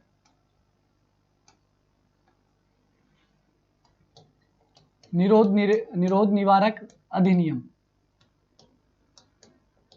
ठीक है, अधिनियम भी इसको बोल सकते हैं। फिर इसमें क्या क्या चीजों का उल्लेख है कि जैसे कि पुलिस आई आपके घर पर, बिल्कुल पुलिस आई आपके घर का पर, क्या कह रहे हैं भाई, अपनी इच्छा अनुसार शादी करने का अधिकार अनुच्छेद 21 में ही है। प्रश्न आईएएस प्री में, बिल्कुल मैंने कह दिया ना कि आपके एग्जाम में प्रश्न आते हैं, मैं उन सारे अनुच्छेदों का जहां से प्रश्न बन सकते हैं उन सब की बात करूंगा। ऐसा कोई भी प्रश्न नहीं छूटेगा कि जहां से आपके एग्जाम में प्रश्न आता है और मैं आपको ना बताऊं। ठीक है, ठीक है, आगे बात समझ में आपके, आगे बात समझ में कि ऐसा कोई सा भी अनुच्छेद हम नहीं छोड़ेंगे जो आपके एग्जाम में आए और प्रश्न आपको पढ़े ही ना। ठीक है, तो हम बात करें गिरफ्तारी से संबंधित अनुच्छेदों की, किस में उल्लेख, अनुच्छेद 22 में। इसके अंतर्गत कौन सी बातें हैं, जैसे कि आपको गिरफ्तार किया गया, गिरफ्तार करने के लिए पुलिस आई। ठीक है, गिरफ्तार करने के लिए पुलिस आ गई, आप घर पे बैठे हो, घर पे चुपचाप बैठे हो और आपके पास पुलिस आ जाती है और आपको क्या कहती है कि हमारे पास क्या है, अरेस्ट वारंट है, या फिर अरेस्ट वारंट ना करे कि सीधा ही आपको पकड़ने के लिए आए, तो आप उनसे प्रश्न कर सकते हो कि आप हमें क्यों पकड़ने आए हो। हमें ये अधिकार है, ये हमको अधिकार देता है कौन सा अनुच्छेद, अनुच्छेद नंबर 22, कि हम क्या कर सकते हैं, उनसे प्रश्न कर सकते हैं कि आप हमें किस लिए गिरफ्तार करने आए हो, यानी गिरफ्तारी का कारण हम उनसे पूछ सकते हैं। ठीक है, और क्या है इसी के अंतर्गत, और हम बात करें कि गिरफ्तारी के कारण की बात करें तो वो आपको दिखा देंगे कि हम अरेस्ट वारंट है आपके लिए हमारे पास, इसलिए हम आपको गिरफ्तार करने आए हैं। ठीक है, इसके बाद आपको यह भी अधिकार है कि आप चाहो तो जो अपना वकील होगा उससे क्या कर सकते हो, परामर्श ले सकते हो कि भाई इसलिए मुझे पुलिस पकड़ने आई है, इसके लिए आगे क्या कार्यवाही होगी। ठीक है, तो हमें क्या है कि हमारे जो वकील है उससे क्या करने का, परामर्श करने का अधिकार भी देता है हमको अनुच्छेद नंबर 22। ठीक है, तो दोनों को लिखे, बिल्कुल गिरफ्तारी के कारणों को जानने की स्वतंत्रता है, बिल्कुल। ठीक है, इनको एक बार लिख लेते हैं कि गिरफ्तारी के क्या, गिरफ्तारी के कारण जानने का अधिकार है, कारण जानने का क्या है, हमको जानने की स्वतंत्रता है। ठीक है, और हम बात करें क्या, और हम क्या भी बात कर सकते हैं, परामर्श के लिए क्या कर सकते हैं हम, परामर्श, वकील से परामर्श, इसको ऐसे लिखें, वकील से परामर्श करने का अधिकार है, वकील से परामर्श करने का अधिकार है, परामर्श करने का अधिकार है। ठीक है, करने का अधिकार हमको प्राप्त है। और हम बात करें इसी के अंतर्गत अगर आपको गिरफ्तार कर लिया गया है, तो 24 घंटे के अंदर, अगर आपको गिरफ्तार कर भी लिया तो 24 घंटे के अंदर आपको कहां पर न्यायालय में क्या करना पड़ेगा, पेश करना पड़ेगा। न्यायालय में क्या करना पड़ेगा, न्यायालय में पेश करना पड़ेगा। ठीक है, पेश करना जरूरी है। ठीक है, करना पड़ेगा, अगर नहीं किया जाता है न्यायालय में पेश करना पड़ेगा। ठीक है, ये बात आ गई समझ में। अगर नहीं किया जाता है तो आपको पता होगा, जब हम अनुच्छेद 32 की बात करेंगे तो अनुच्छेद 32 में मैं आपको बताऊंगा कि जो न्यायालय है वो कौन सी रिट जारी कर सकता है, यानी कि जो हमारा सुप्रीम कोर्ट है वो कौन सी रिट जारी कर सकता है अगर आपको 24 घंटे के अंदर न्यायालय में पेश नहीं किया जाता है तो।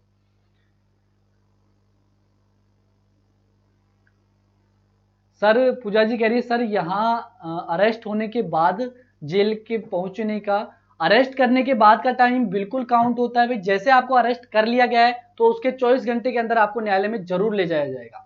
ठीक है, जैसे ही आपको अरेस्ट किया, अरेस्ट की फाइल वहां पर बन गई, तो फाइल जैसे ही बनती है उसके 24 घंटे के बाद आपको जरूरी है कि न्यायालय में पेश करना।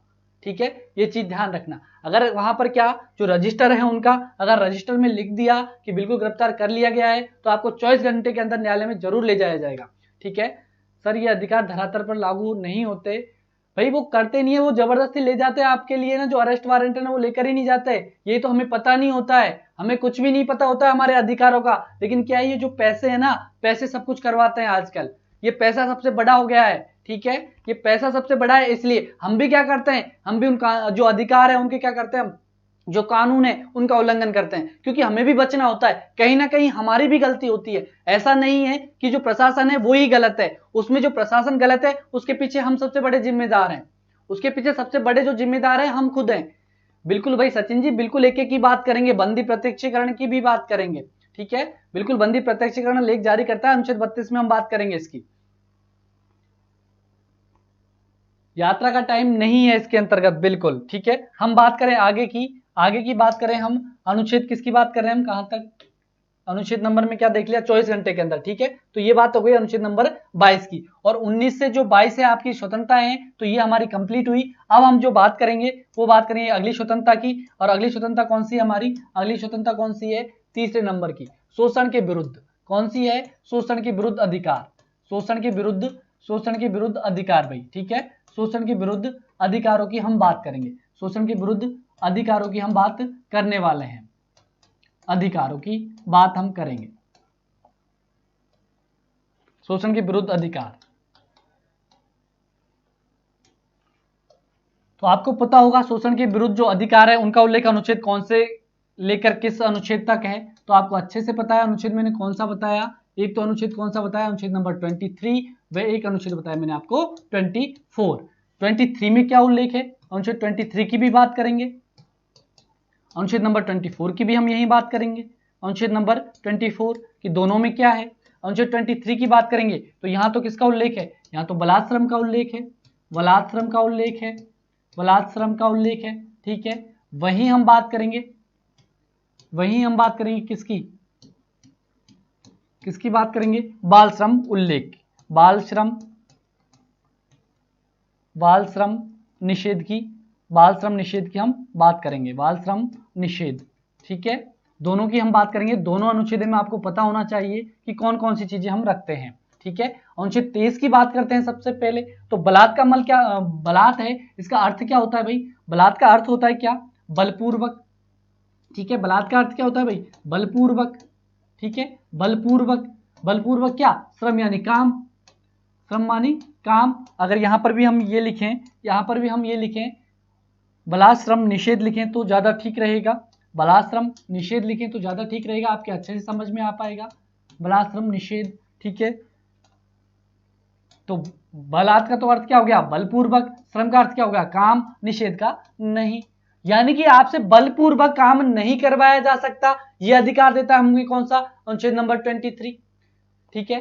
क्या देता है 23 कि बलात्श्रम निषेध है, यानी कि बलपूर्वक आपसे कोई भी काम क्या नहीं करवा सकता, काम नहीं करवा सकता, यानी कि जैसे क्या कहते हैं अपन, बेगारी हो गई, बेगारी हो गई ना, बेगारी भी तो यही बात होती है कि आपको क्या, कि पैसे ना देकर क्या बलपूर्वक काम करवाया जाए, यानी बेगारी क्या हो गई, बिना पैसे के, बिना कुछ दिए हुए क्या करवाए, आपसे काम करवाए, तो वो किसके अंतर्गत आ जाएगा, उसके अंतर्गत क्या आ जाएगा भाई, उसके अंतर्गत क्या आ जाएगा, बलात्श्रम हो जाएगा, उसको क्या कहेंगे, बलात्श्रम कहेंगे। तो ये आपका अधिकार है कि अगर आपको कोई बिना पैसे के काम करवा रहा है तो वो क्या हो रहा है भाई, क्या हो रहा है, शोषण हो रहा है, आपका शोषण हो रहा है, और आप कहां पर जा सकते हो, सुप्रीम कोर्ट में जा सकते हो। अगर अधिकारों का हनन हो रहा है तो कहां जा सकते हो, कहां जा सकते हो, कोर्ट के अंदर जा सकते हो।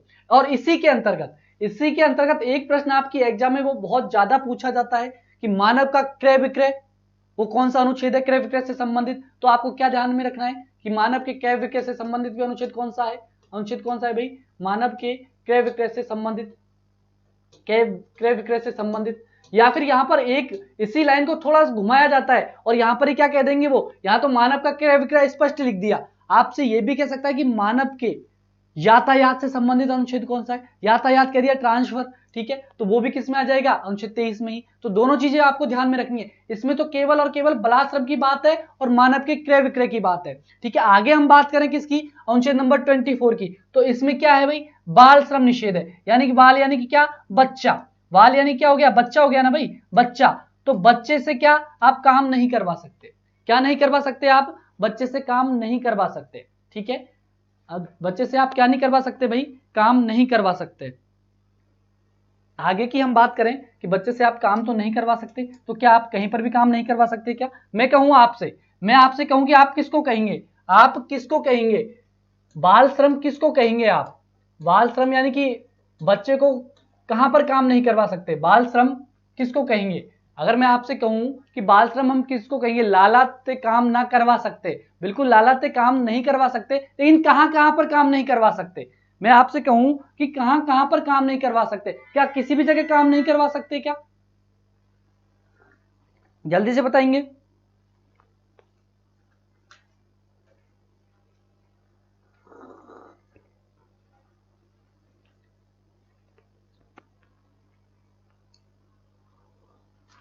तो ध्यान रखना, ये तो बात आपकी सही आएगी, मुझे भी पता है आप आंसर जो देने वाले हो कि 14 वर्ष, आप मतलब किसी का आंसर तो नहीं आया, आप जो आंसर दोगे वो दोगे 14 वर्ष, कि 14 वर्ष तक के बच्चों को आप काम पर नहीं लगा सकते।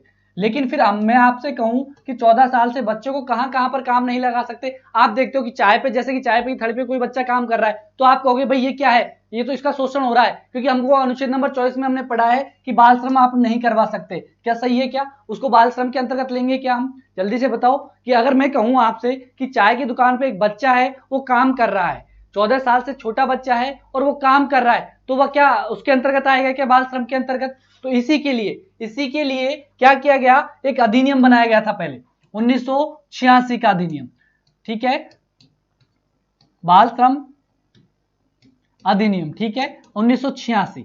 तो इसमें इसका स्पष्ट उल्लेख नहीं किया गया कि हम किसको बाल श्रम के अंतर्गत रखेंगे, हम किसको बाल श्रम के अंतर्गत रखेंगे, ठीक है, कहां पर? अनुच्छेद 1986 के बाल श्रम अनुच्छेद में, ठीक है, बालक जो अधिनियम बनाया गया उसके अंतर्गत, बिल्कुल रिस्क वालों के।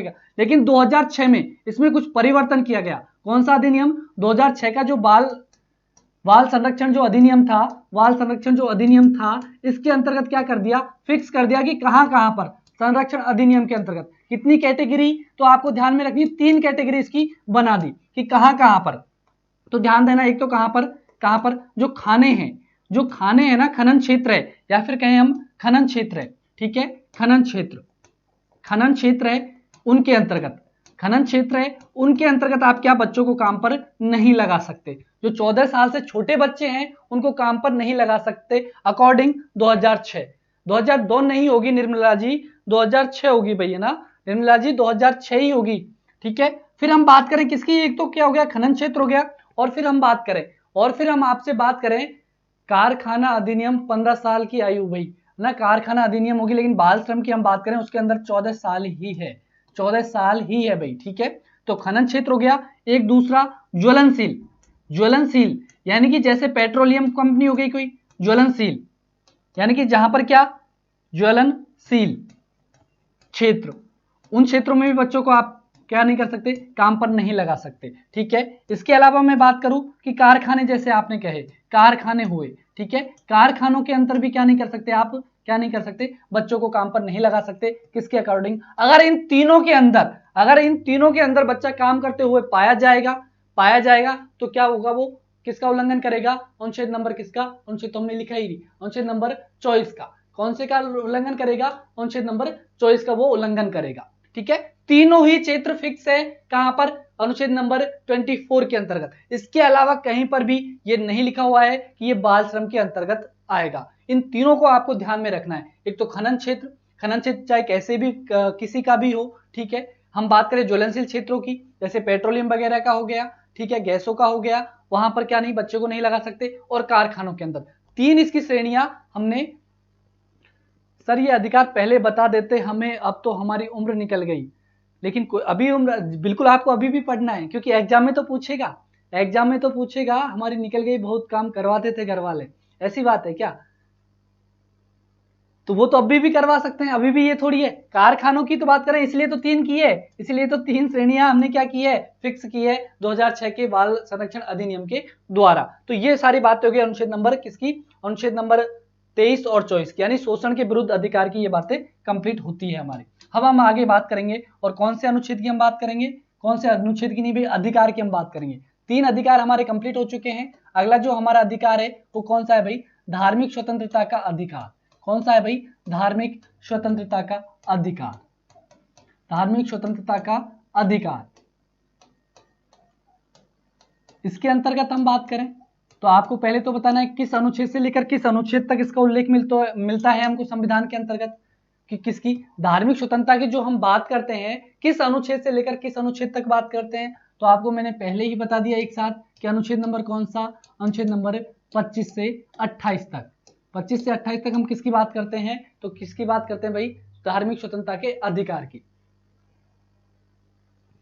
बिल्कुल धुनाई भी हो सकती है भाई, घर वालों की तो मार झेलनी पड़ेगी भाई, घर की मार तो झेलनी ही पड़ेगी, ठीक है। हम बात करें इसी के अंतर्गत, हम बात करेंगे किसकी, किसकी, जो आपको बच्चे थे ना आप लोग, जब कहां पर स्कूलों के अंदर प्रार्थना सभा होती थी तो हमसे क्या कहा जाता था कि आप क्या करो, प्रार्थना सभा में आना जरूरी है। लेकिन अगर इनका पता होता कि धार्मिक स्वतंत्रता का अधिकार भी हमको है तो हम क्या करते, कहां पर जो क्या होती थी हमारी प्रार्थना सभा होती थी उसके अंदर नहीं जाते, ठीक है। अभी उसकी भी बात करेंगे, पहले सबसे पहले जो हम बात करेंगे वो बात करेंगे किसकी, अनुच्छेद नंबर किसकी 25 की हम बात करेंगे।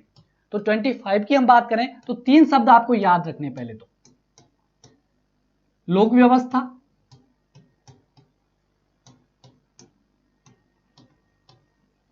समाजवाद और क्या, स्वास्थ्य।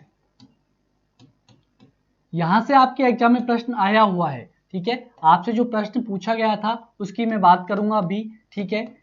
इन तीनों के अधीन रहते हुए, इन तीनों के क्या आपको अधीन रहते हुए किसकी स्वतंत्रता प्राप्त है, इसके अधीन रहते हुए, ठीक है। किसी भी धर्म को अपनाने की, किसी भी धर्म को अपनाने की,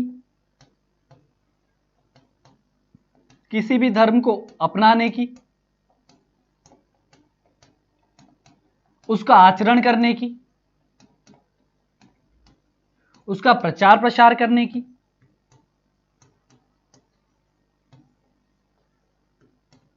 और उसका संरक्षण करने की, प्रचार प्रसार करने की और उसका संरक्षण करने की क्या है, स्वतंत्रता प्राप्त है, या फिर कहें अधिकार आपको प्राप्त है, ठीक है। किसके अधीन, लोक व्यवस्था, समाजवाद और स्वास्थ्य के अधीन रहते हुए भाई, किसके अधीन रहते हुए सर, ठीक है। उसकी बात करेंगे, अभी बात करने वाले हैं प्रार्थना की भी, कि अगर आपसे प्रश्न पूछा जाए तो किसके अकॉर्डिंग, कौन से अनुच्छेद के। तो पहले तो ये तीनों शब्द आपको क्यों याद रखने, क्योंकि आपसे एग्जाम में पूछा गया था, पिछले एग्जाम में प्रश्न एक, वो क्या पूछा गया कि जो हमको धार्मिक स्वतंत्रता का जो अधिकार प्राप्त है वो निम्न में से किसके अधीन रहते हुए नहीं है, और तीनों शब्द आपको एग्जाम में देखने को मिले थे।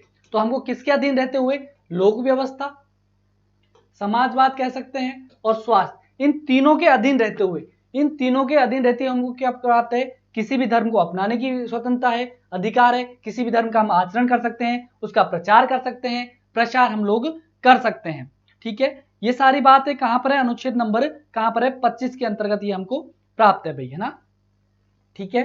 इसको समाजवाद की जगह आप सदाचार करो भाई, इसको आप क्या करो, सदाचार करो, इसको क्या करो, सदाचार, इन तीनों के अधीन रहते हुए, ठीक है, सदाचार करो इसको, ठीक है। लोक व्यवस्था, सदाचार और स्वास्थ्य के अधीन रहते हुए आप किसी भी धर्म को अपना सकते हो, उसका आचरण कर सकते हो, अपना आपकी इच्छा हो तो धर्म भी बदल सकते हो आप, ठीक है। धर्म जो बदलने की स्वतंत्रता प्राप्त है वो भी कौन सा अनुच्छेद देता है, अनुच्छेद 25। तो सारी बातें जो धर्म के रिलेटेड होगी वो अनुच्छेद कौन सा देगा हमको, अनुच्छेद नंबर 25 ये बात करेगा।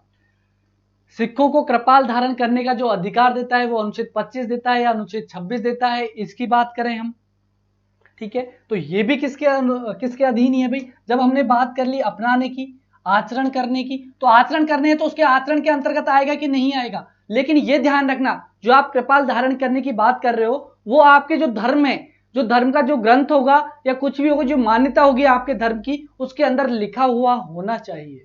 ये नहीं कि आप मुंह से कह रहे हो कि नहीं ये तो हमारे धर्म में है, वैसा नहीं चलेगा। इसके लिए अगर आपके जो धर्म है उसके अंदर लिखा हुआ है तो आप क्या कर सकते हो, उसका आचरण कर सकते हो, ठीक है। इसी के लिए हम बात करें एक जैन धर्म, जैन धर्म के अंदर क्या होता है, जैन धर्म के अंदर क्या होता है, जैन धर्म के अंदर, जो जैन धर्म के अंदर वो क्या करते हैं, वो खुद ही मतलब खाना पीना छोड़ देते हैं, जब उनको क्या करना होता है, खुद को मरना होता है, ठीक है। तो खाना पीना छोड़ देते हैं, संथारा विधि, शायद संथारा उसको बोलते हैं, संथारा उसको बोलते हैं हम लोग, ठीक है। तो इस पर क्या किया था, गवर्नमेंट ने प्रतिबंध लगा दिया था कि भाई ऐसा आप नहीं कर सकते, ऐसा आप बिल्कुल, जीत यादव जी उसको बोलते हैं संथारा, उस पर क्या कर दिया था गवर्नमेंट ने, रोक लगा दी थी। तो जो जैन धर्म के व्यक्ति थे वो कहां चले गए, कोर्ट चले गए, और उन्होंने क्या कह दिया कि अनुच्छेद 25 है वो हमको क्या कह रहा है कि हमको अपनाने की बात कर रहा है, आचरण की बात कर रहा है, और आप कह रहे हो कि क्या करो, आप ऐसा नहीं कर सकते। आप क्या कह रहे हो, एक तरफ तो आप कह रहे हो कि आपको किसी भी धर्म को अपनाने की स्वतंत्रता है, आचरण करने की स्वतंत्रता है, दूसरी ओर आप कह रहे हो इस पर प्रतिबंध लगा रहे हो। तो बिल्कुल कोर्ट ने फैसला दिया किसके पक्ष में, जैन धर्म के पक्ष में, क्योंकि बिल्कुल अधिकार है, अगर उनके धर्म में ऐसा लिखा हुआ है तो बिल्कुल उनको अधिकार है भाई ये तो, ठीक है। तो ये चीज आपको ध्यान में रखनी है। एक कौन सी बात, जो अभी आप सिख धर्म की बात कर रहे थे कि कृपाल धारण करने की स्वतंत्रता है, वो भी किसके अनुसार है, इसी आचरण के अनुसार है, क्योंकि उसके अंदर लिखा हुआ है स्पष्ट, ठीक है। तो ये चीज आप ध्यान रखेंगे। और आपने बात की प्रार्थना सभा की, और आपने बात की किसकी, प्रार्थना सभा की, ठीक है, प्रार्थना सभा की। तो प्रार्थना भी क्या हो गया, अगर आपकी इच्छा नहीं है कि मैं प्रार्थना में ना जाऊं, मैं तो इस धर्म को मानता ही नहीं, मैं तो इस धर्म को मानता ही नहीं, ठीक है। अगर मैं कहूं कि आप उस धर्म को मानते नहीं हो तो उसका आचरण क्यों करोगे। अगर आपसे कह दे कि भाई आप मुस्लिम हो, मान लो, आप समझने के लिए मान लो मुस्लिम हो, तो आपको प्रार्थना सभा में बैठा है तो आप तो नहीं बैठोगे। भाई क्यों बैठो, क्योंकि मुझे अनुच्छेद 25 कह रहा है कि अपने धर्म का आचरण करने की स्वतंत्रता है। बिल्कुल मेरी इच्छा हो तो करूं, नहीं करूं। बिल्कुल सन 2017 में शायरो वानो बनाम भारत सरकार मामले में सर्वोच्च न्यायालय 3 तलाक के धर्म के अनुरूप आचरण नहीं है। बिल्कुल भाई बिल्कुल, ठीक है। आगे की हम बात करें, अरे भाई आपको मास्टर बनना है, मास्टर बनना है ना, आरएस बनना है, आईएएस बनना है, जब आईएएस का पढ़ेंगे हम तब पढ़ेंगे ये सारी चीजें, ठीक है। हम बात करें किसकी, अब अनुच्छेद नंबर 26 की हम लोग बात करें, अनुच्छेद नंबर 26 की हम बात करें।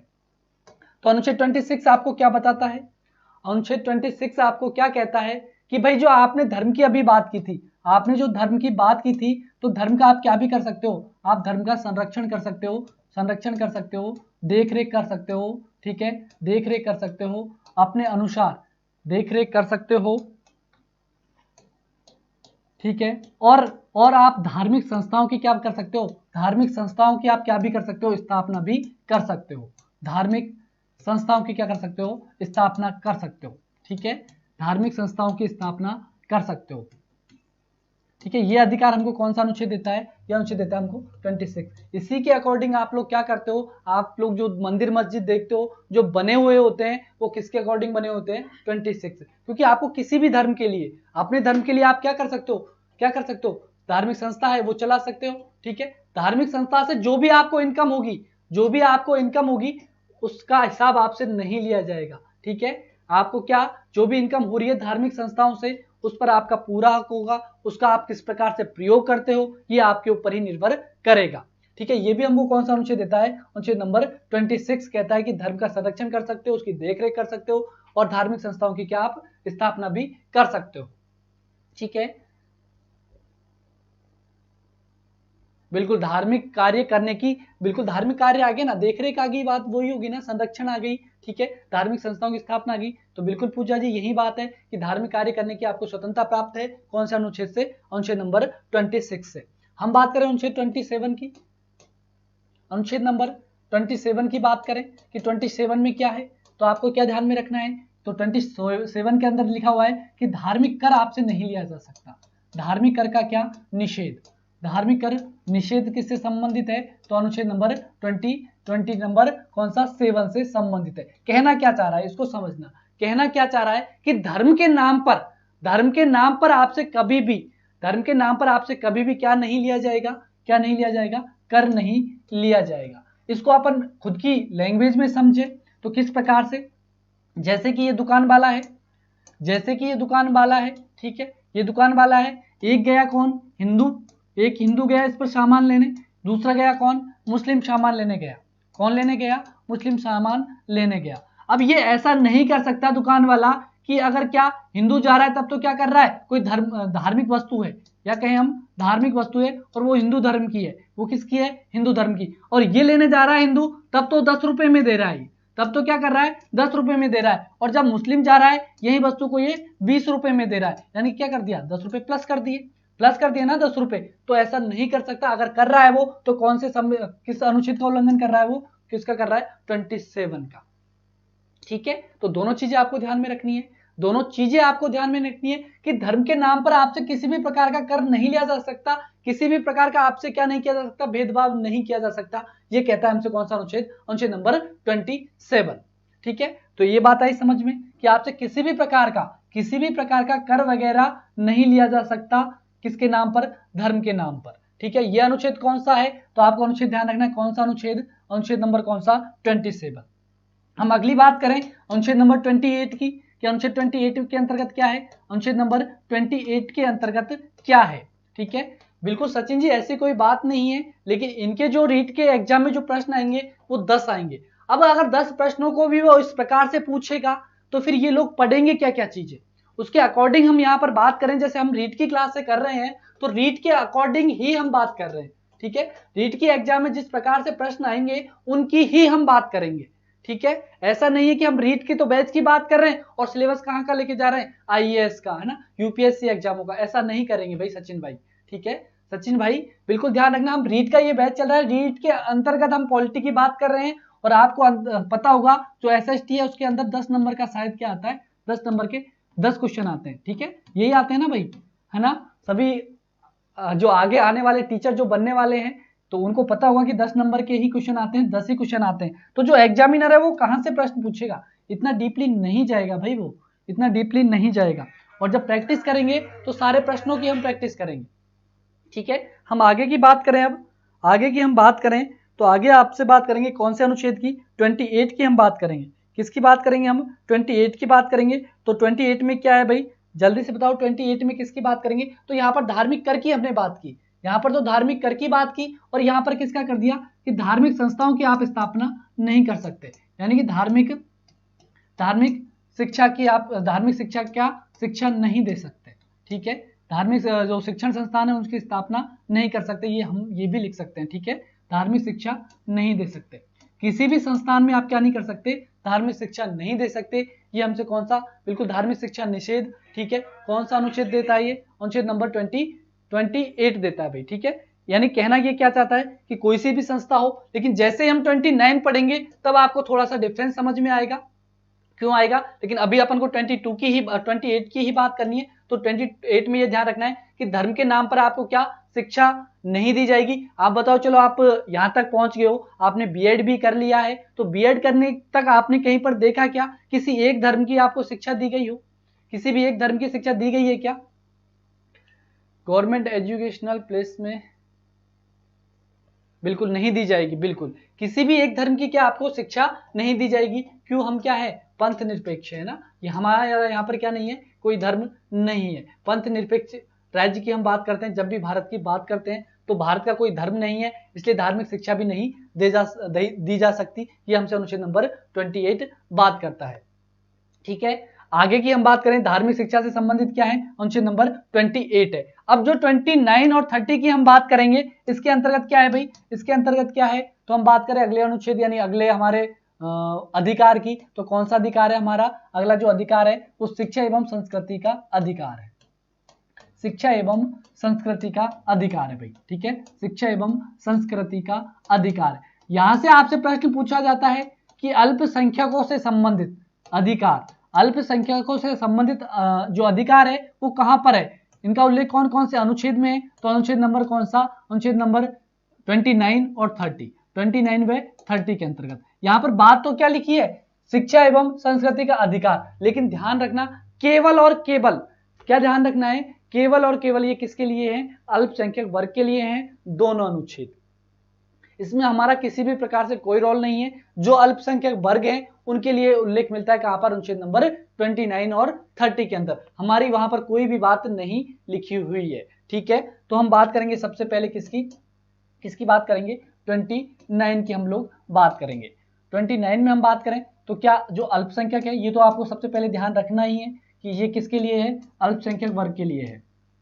ठीक है, तो ये बात तो आपके दिमाग में बिल्कुल बैठानी है कि कौन सा अनुच्छेद 29 और अनुच्छेद नंबर कौन सा 30, दोनों में किसकी बात की गई है, तो बात की गई है अल्पसंख्यक वर्ग की। ठीक है, तो अल्पसंख्यक वर्ग क्या, अपनी जो भाषा है, ठीक है, संस्कृति है और जो अपनी लिपि है, ठीक है, अपनी जो लिपि है इसका क्या कर सकते हैं, संरक्षण कर सकते हैं, क्या कर सकते हैं, इसका संरक्षण कर सकते हैं। ठीक है, संरक्षण कर सकते हैं, इसका उपयोग कर सकते हैं, कौन, अल्पसंख्यक वर्ग के लिए। अगर इनको कल मैं सेंड करूं, अच्छा इंग्लिश की क्लास, बिल्कुल भाई आप इंग्लिश की क्लास भी शेयर कीजिएगा सब कुछ। ठीक है, कुछ दिन बाद हमारी स्पेशल पॉलिटी की क्लास हो जाएगी।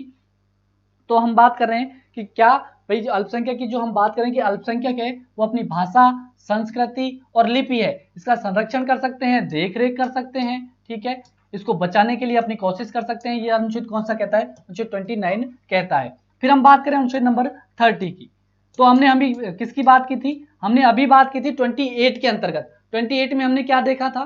28 के अंतर्गत हमने देखा था कि भाई किसी भी धार्मिक, जो धार्मिक है, धर्म के आधार पर कहीं पर भी शिक्षा नहीं दी जा सकती। लेकिन जो अनुच्छेद 30 है वो क्या कह रहा है? वो कहता है कि जो अल्पसंख्यक है ना, वो अल्पसंख्यक है, वो अल्पसंख्यक क्या कर सकते हैं? वो क्या कर सकते हैं भाई? धार्मिक शिक्षा दे सकते हैं, ठीक है, धार्मिक शिक्षा क्या कर सकते हैं? दे सकते हैं भाई, ठीक है। ये कौन सा अनुच्छेद कहता है? तो ध्यान रखना कौन सा अनुच्छेद कहता है? अनुच्छेद नंबर 30 कहता है कि अल्पसंख्यक है, जो अल्पसंख्यक है वो धार्मिक शिक्षा दे सकते हैं। और क्या करेंगे धार्मिक शिक्षा देने के लिए?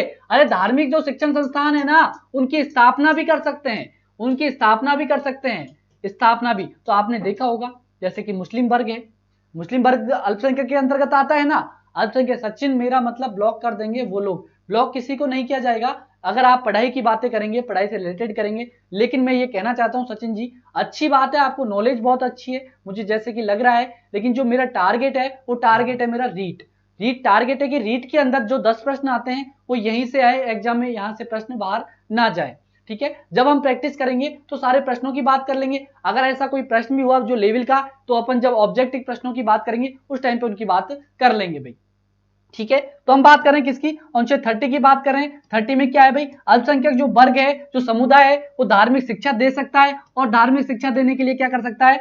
जो संस्थान है उनकी स्थापना भी कर सकता है। तो एक बात तो वहां पर हमने क्या की कि अनुच्छेद 28 ने तो क्या कहा? दोनों अनुच्छेदों को ध्यान रखना है, दोनों अनुच्छेदों को आपको ध्यान रखना है। एक तो 28 अनुच्छेद ध्यान रखना है, और एक अनुच्छेद नंबर कौन सा? अनुच्छेद नंबर कौन सा ध्यान रखना है? 30। दोनों में अलग अलग बातें, एक तो कहता है कि आपको धार्मिक शिक्षा नहीं दी जा सकती, और एक कहता है क्या? अल्पसंख्यक वर्ग क्या कर सकता है? धार्मिक शिक्षा दे सकता है भाई, ठीक है। तो अगली जो क्लास है भाई राजस्थान पुलिस के लिए, एग्जाम है परसों, ठीक है। तो आज की क्लास हम यहीं समाप्त करेंगे। अगली जो क्लास है राजस्थान पुलिस वालों के लिए स्पेशल क्लास है, उसके अंदर जो आर्ट एंड कल्चर है उसकी हम बात करेंगे, यानी संजय सर आपकी क्लास लेकर आएंगे 6 से लगातार 9 बजे तक। जो भी आपका मित्र है, साथी है, वो अगर राजस्थान पुलिस की तैयारी कर रहा है तो जल्दी से जाकर उससे कहिएगा कि 6 बजे से लगातार 9 बजे तक जो आपकी जीके का जो पोर्शन है राजस्थान जीके का, वो संजय सर कवर करवाने वाले हैं। तो सभी एक बार जुड़े हैं, ठीक है। तो मिलेंगे हम कल की क्लास में, तब तक के लिए दीजिए इजाजत। जय हिंद, जय भारत।